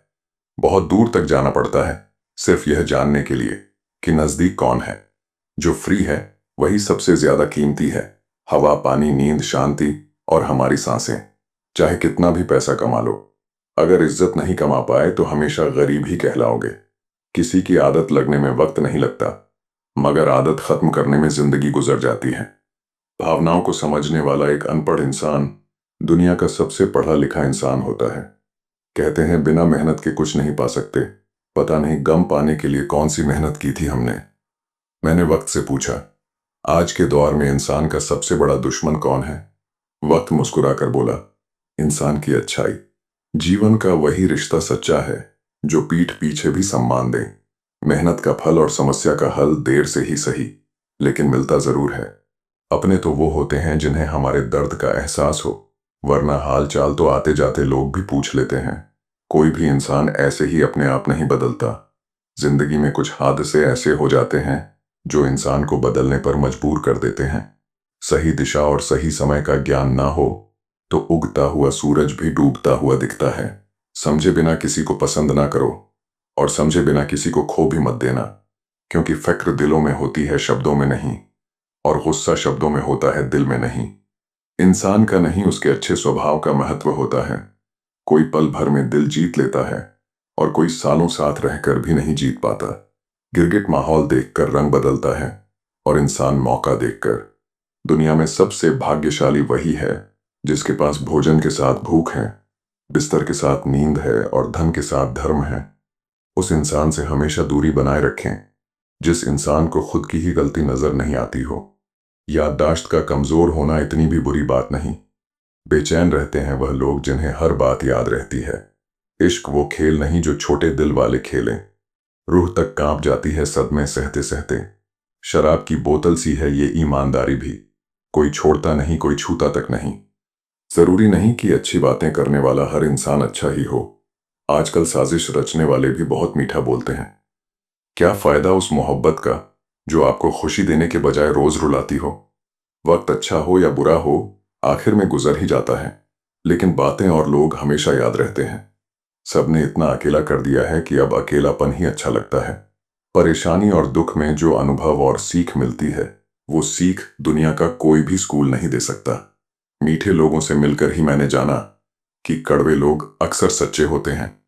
किसी का एहसान कितना ही छोटा क्यों ना हो, लेकिन आप उसे कभी मत भूलना, और आपका एहसान कितना ही बड़ा क्यों ना हो, आप उसे कभी मत जताना। बदल ही देता है चेहरे की रंगत। ये इश्क भी किसी सर्जरी से कम नहीं होता। धूप का नाम तो वैसे ही बदनाम है। जलते तो लोग एक दूसरे से हैं। चेहरा वही होता है, बस आईने बदलते रहते हैं। लफ्ज वही रहते हैं, बस मायने बदलते रहते हैं। बहुत खास है वो इंसान मेरे लिए, फिर भी मेरा दिल दुखाता है। बहुत जरूरी है जिंदगी में थोड़ा खालीपन भी, क्योंकि यही वो समय है जहां हमारी मुलाकात खुद से होती है। जूते रगड़ कर बनाई गई पहचान और जूते चाट कर बनाई गई पहचान में बहुत फर्क होता है। बहुत परेशान होते हैं वो लोग जो हमेशा खुश दिखने की कोशिश करते हैं। एक बार अगर सब्र आ जाए तो फिर मनपसंद चीज भी मन से उतर जाती है। बिखर गए वो सपने जिन्हें हम कभी अपनी जिंदगी समझते थे। लोग कहते हैं कि बात उनसे करो जिससे आपको बात करना पसंद हो, लेकिन हम कहते हैं कि बात उनसे करो जिसको आपकी बातें सुनना पसंद हो। अपनी सोच और नीयत अच्छी रखिए, फिर आपके सारे कष्ट वो कुदरत अपने आप दूर करेगी। याद रखना, जिस इंसान से आप सबसे ज्यादा मोह करोगे, सबसे ज्यादा दुख भी आपको उसी इंसान से मिलेगा। यदि कोई इंसान आपको एक ही सबक बार बार सिखाए तो वो गलती उसकी नहीं, आपकी है। उस इंसान से कभी झूठ मत बोलना जो आप पे भरोसा करता हो, और उस इंसान पे कभी भरोसा मत करना जो आपसे बार बार झूठ बोलता है। यहाँ कोई किसी का नहीं है, सबको मतलब की बीमारी है। कुछ लोगों को छोड़ना इसीलिए भी जरूरी हो जाता है, अगर आप उन्हें नहीं छोड़ेंगे तो वो आपको कहीं का नहीं छोड़ेंगे।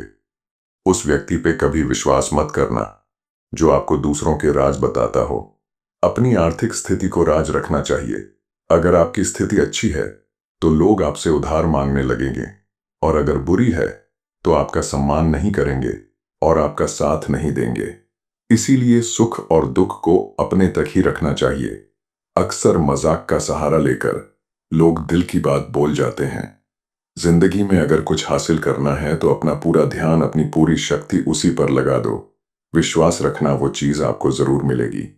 औकात से बड़े दिखावे इंसान को कर्ज में डूबा देते हैं।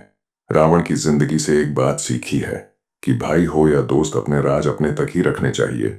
आंखों का पानी और दिल की कहानी हर किसी को समझ नहीं आती। जिंदगी आपको उस मुकाम पर जलील करती है जहां से आपको कुछ अच्छे की उम्मीद रहती है। किसी के लिए भी आप खुद को कभी मत बदलना, क्योंकि जो आपको सच में पसंद करेगा वो आपके लिए थोड़ा एडजस्ट जरूर करेगा। बिखर जाते हैं वो लोग सर से पांव तक, वो लोग जो किसी बेवफा से बेइंतहा मोहब्बत कर लेते हैं। कभी कभी मन ये विचार आता है कि तोता तो मिर्ची खाकर भी मीठा बोलता है, और इंसान चीनी खाने के बाद भी इतना कड़वा कैसे बोल लेता है। सच्चे लोग दिल में उतनी जगह नहीं बना पाते हैं जितनी जगह मतलबी और चापलूस लोग बना लेते हैं। सबसे ज्यादा करीबी और बहुत ज्यादा गरीबी हमेशा रुलाते हैं। एक बूंद सा जीवन है इंसान का, लेकिन अहंकार सागर से भी बड़ा है। अगर कोई आपसे जलता है तो आप कुछ वो कर रहे हो जो वो नहीं कर पाए हैं। जिंदगी के अंत में हमारे अपने ही हमें जला देते हैं, फिर भी हम इसे जानकर भी अनजान बने रहते हैं। जब तुम्हें प्यार करने वाला तुम्हें परेशान करना छोड़ दे तो समझ जाना कि तुमने उसे खो दिया है। जिन रिश्तों में आपको अहमियत तक नहीं दी जाती, उन रिश्तों में आप खुद को ही लुटा देते हो। फूल भी कितने अजीब होते हैं, किसी को दे दो तो दिल जुड़ जाते हैं, और तस्वीरों पर टांग दो तो अपने बिछड़ जाते हैं। अगर उपवास करके भगवान खुश होते तो इस दुनिया में बहुत दिनों तक खाली पेट रहने वाला भिखारी सबसे सुखी इंसान होता। क्या आपको पता है कि अच्छे लोगों के साथ ही बुरा क्यों होता है? क्योंकि वो सबको अपने जैसा समझ लेते हैं। अगर आप एक अच्छे इंसान हैं और सोचते हैं कि आपको कोई सच्चा प्यार करने वाला मिलेगा, तो माफ करना, आपको यूज करने वाले ज्यादा मिलेंगे। छोटी बुद्धि और बड़ी जुबान वाले लोग एक ही दिन में न जाने कितने लोगों का दिल दुखी करते हैं। जीवन में कई बातें समझाने से समझ नहीं आती, उन्हें अनुभव करके ही पता चलता है। आप वही करेंगे जैसा आप सोचते हैं, और आप वही बन जाएंगे जो आप करते हैं। जिंदगी सिर्फ एक है, अब आप देख लो, उसे हंस कर जीना है या फिर रोकर जीना है। छोटी सोच वाला इंसान खुद भी आगे नहीं बढ़ता है और साथ वालों को भी आगे नहीं बढ़ने देता है। अपने मन को आप इस तरह से तैयार करो कि आप हर किसी की बात को आप अपने ऊपर लेना बंद कर दो। किसी को भरोसा देकर फिर उसका भरोसा तोड़ना सबसे बड़ा पाप होता है। सबसे ज्यादा दुखी अपनों का परायापन करता है। जरूरत में वो ज्यादा काम आते हैं जिनका हमें अंदाजा भी नहीं होता। जहां बारिश ना हो वहां फसल खराब हो जाती है, और जहां संस्कार ना हो वहां नस्ल ही खराब हो जाती है। जिंदगी ने समझदार बना के सिर्फ समझौते करना ही सिखाया है। ध्यान रहे, बातों से ज्यादा आपका काम बोलता है। कुछ कपल्स को देखकर ऐसा लगता है कि अकेले ही रहना ठीक है। अपमान करके दुश्मन बनाने से अच्छा है आप प्यार करके दोस्त बनाना। सच्चे इंसान को झूठे इंसान से अक्सर ज्यादा सफाई देनी पड़ती है। सच को तमीज ही नहीं बात करने की। झूठ को देखो कितना मीठा बोलता है। परखो तो कोई अपना नहीं, समझो तो कोई पराया नहीं। कई बार मन करता है हार मान लूं, लेकिन बाद में याद आता है अभी तो मुझे बहुत लोगों को गलत साबित करना है। ये वो दौर है जहां मासूमियत को बेवकूफी कहा जाता है। अपनी उम्र और पैसों पर कभी घमंड मत करना, क्योंकि जो चीजें गिनी जा सके वो यकीनन खत्म हो जाती है। मेरी मंजिल मेरे करीब है, इसका मुझे एहसास है। घमंड नहीं मुझे अपने इरादों पर, ये मेरी सोच और हौसले का विश्वास है। जीवन में इतना तो संघर्ष कर लेना चाहिए कि अपने बच्चे का आत्मविश्वास बढ़ाने के लिए दूसरों का उदाहरण न देना पड़े। दूसरों की बुरे वक्त पे हंसने वालों, वक्त जब भी शिकार करता है तो वो हर दिशा से वार करता है। दुनिया के सबसे मुश्किल कामों में से एक है समझदारों को समझना। लोग बदलते नहीं, बेनकाब होते हैं। याद रखना, कदर करने वाले को हमेशा बेकदर लोग ही मिलते हैं। अक्सर अकेलेपन से वही गुजरता है जो जिंदगी में सही फैसलों को चुनता है।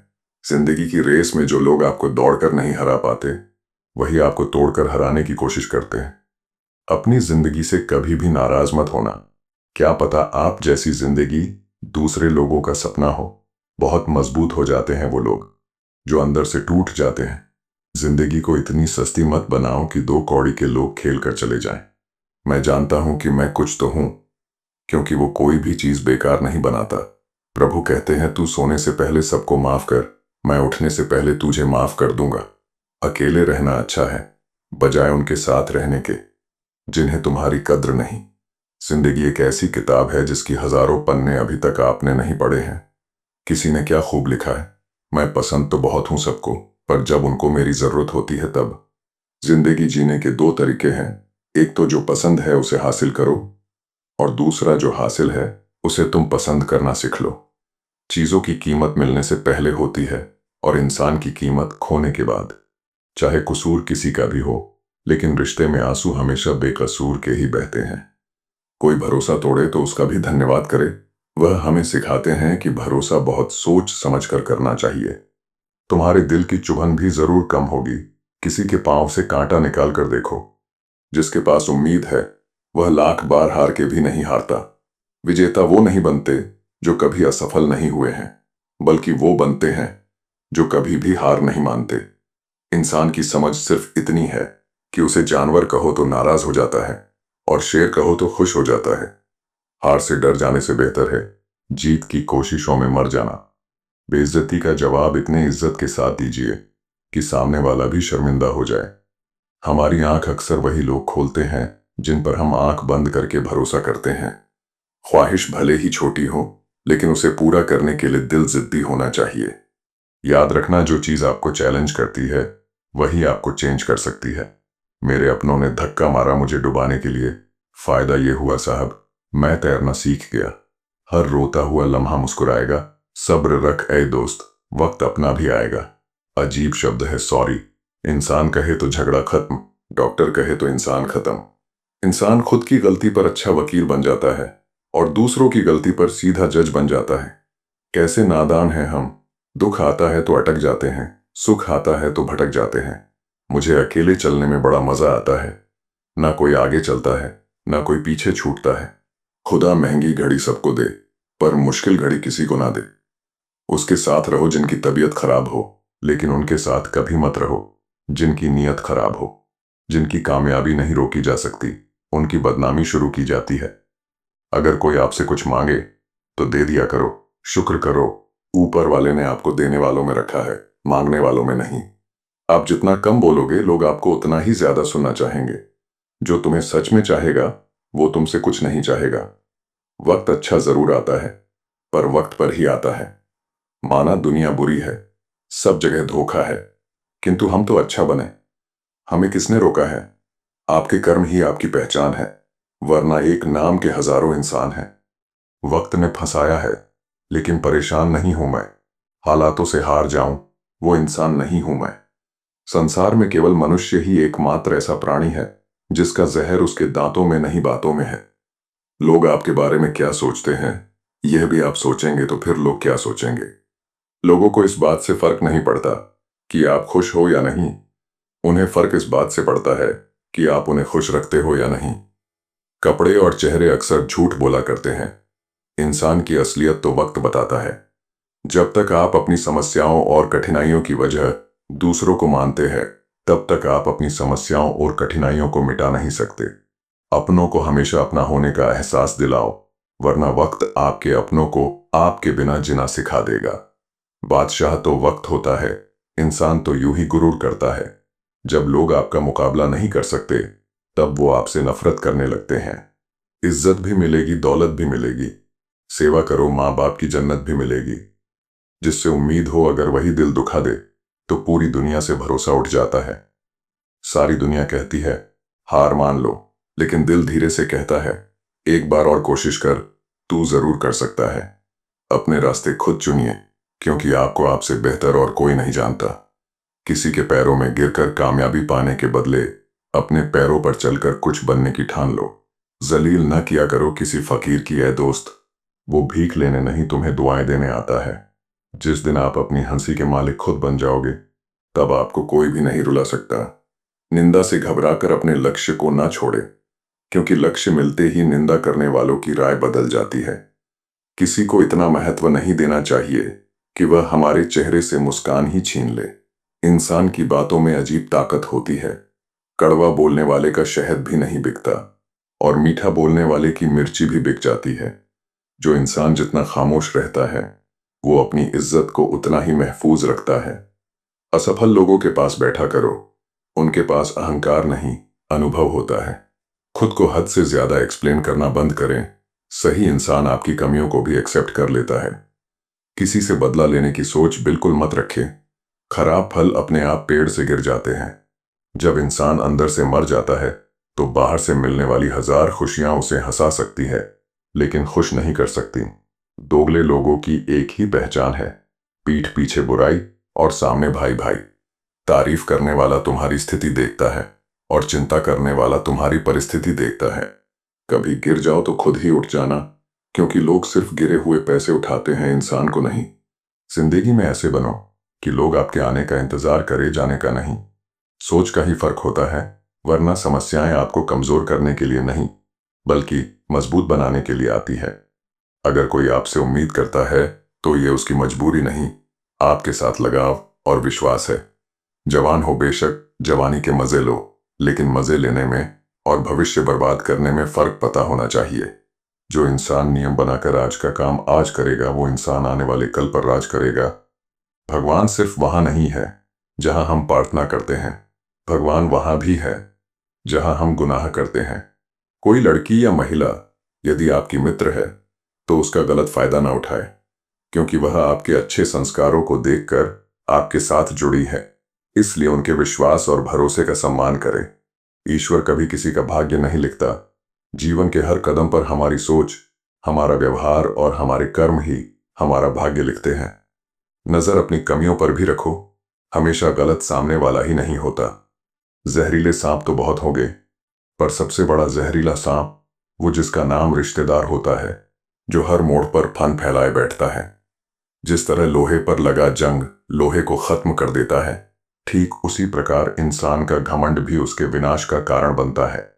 लड़ लो झगड़ लो, लेकिन परिवार से अलग मत होना, क्योंकि बिना गुच्छे वाला अंगूर का कोई मोल भाव नहीं होता। बाप प्यार करता है, लेकिन कहता नहीं, और जब तक औलाद के समझ में बात आती है, तब तक बाप रहता नहीं। बस इतना ही फर्क है तुम्हें और तुम्हारी मोहब्बत में। मैंने सबको छोड़ के तुम्हें अहमियत दी, और तुम मुझे छोड़कर सबको अहमियत दी। पिता के कंधे पर बैठकर भगवान को देख रहा था। नादान बचपन को कहाँ पता था, जिसके कंधे पर बैठा हूं वही भगवान है। किसी से प्रेम करना मंदिर की सीढ़ियां चढ़ने जैसा है। हमें नहीं पता वहां ईश्वर मिलेगी कि नहीं, फिर भी हम यात्रा पूरे विश्वास से करते हैं। दर्द खा गए मेरे बोलने का हुनर, वरना इस खामोशी से मेरा कोई वास्ता ना था। मरने के बाद रिश्तेदार बहस करते हैं रोटी हमारे तरफ से होगी, लेकिन जब वही व्यक्ति बीमार हो, तो कोई नहीं कहता कि दवाई हमारे तरफ से होगी। मुझे नहीं पता कि मैं एक बेहतरीन दोस्त हूं या नहीं, लेकिन मुझे पूरा यकीन है कि जिनके साथ मेरी दोस्ती है वो बहुत बेहतरीन है। मूर्खता की पहचान अनपढ़ होना नहीं है। बिल्ली के रास्ता काटने पर रुक जाने वाला पढ़ा लिखा व्यक्ति भी रास्ते के सिग्नल पर नहीं रुकता। दोस्तों, आशा करता हूं कि आज की वीडियो से आपने कुछ न कुछ जरूर सीखा होगा। जीवन में कई बार छोटी छोटी बातें बड़े बदलाव का कारण बन जाती हैं, और यही हमने इस वीडियो के माध्यम से समझाने का प्रयास किया है। अगर यह कहानी या ज्ञान आपके दिल को छू गया हो तो इसे अपने दोस्तों और परिवार के साथ जरूर साझा करें। आपने इस वीडियो से क्या सीखा? कौन सी बात आपके दिल को सबसे ज्यादा प्रभावित कर गई? कृपया नीचे कमेंट करके हमें जरूर बताइए। आपकी प्रतिक्रिया हमारे लिए बहुत महत्वपूर्ण है और हमें और भी बेहतर वीडियो बनाने के लिए प्रेरित करती है। अगर आपको हमारा यह प्रयास अच्छा लगा हो तो वीडियो को लाइक करें, शेयर करें और हमारे चैनल कृष्णा प्रवचन को सब्सक्राइब करना न भूलें। साथ ही बेल आइकन दबाना भी न भूलें ताकि हमारी आने वाली हर नई वीडियो की सूचना आपको सबसे पहले मिले। आपका कीमती समय देने के लिए दिल से धन्यवाद। फिर मिलेंगे एक और नई और प्रेरणादायक कहानी के साथ। तब तक के लिए धन्यवाद और हरि ओम।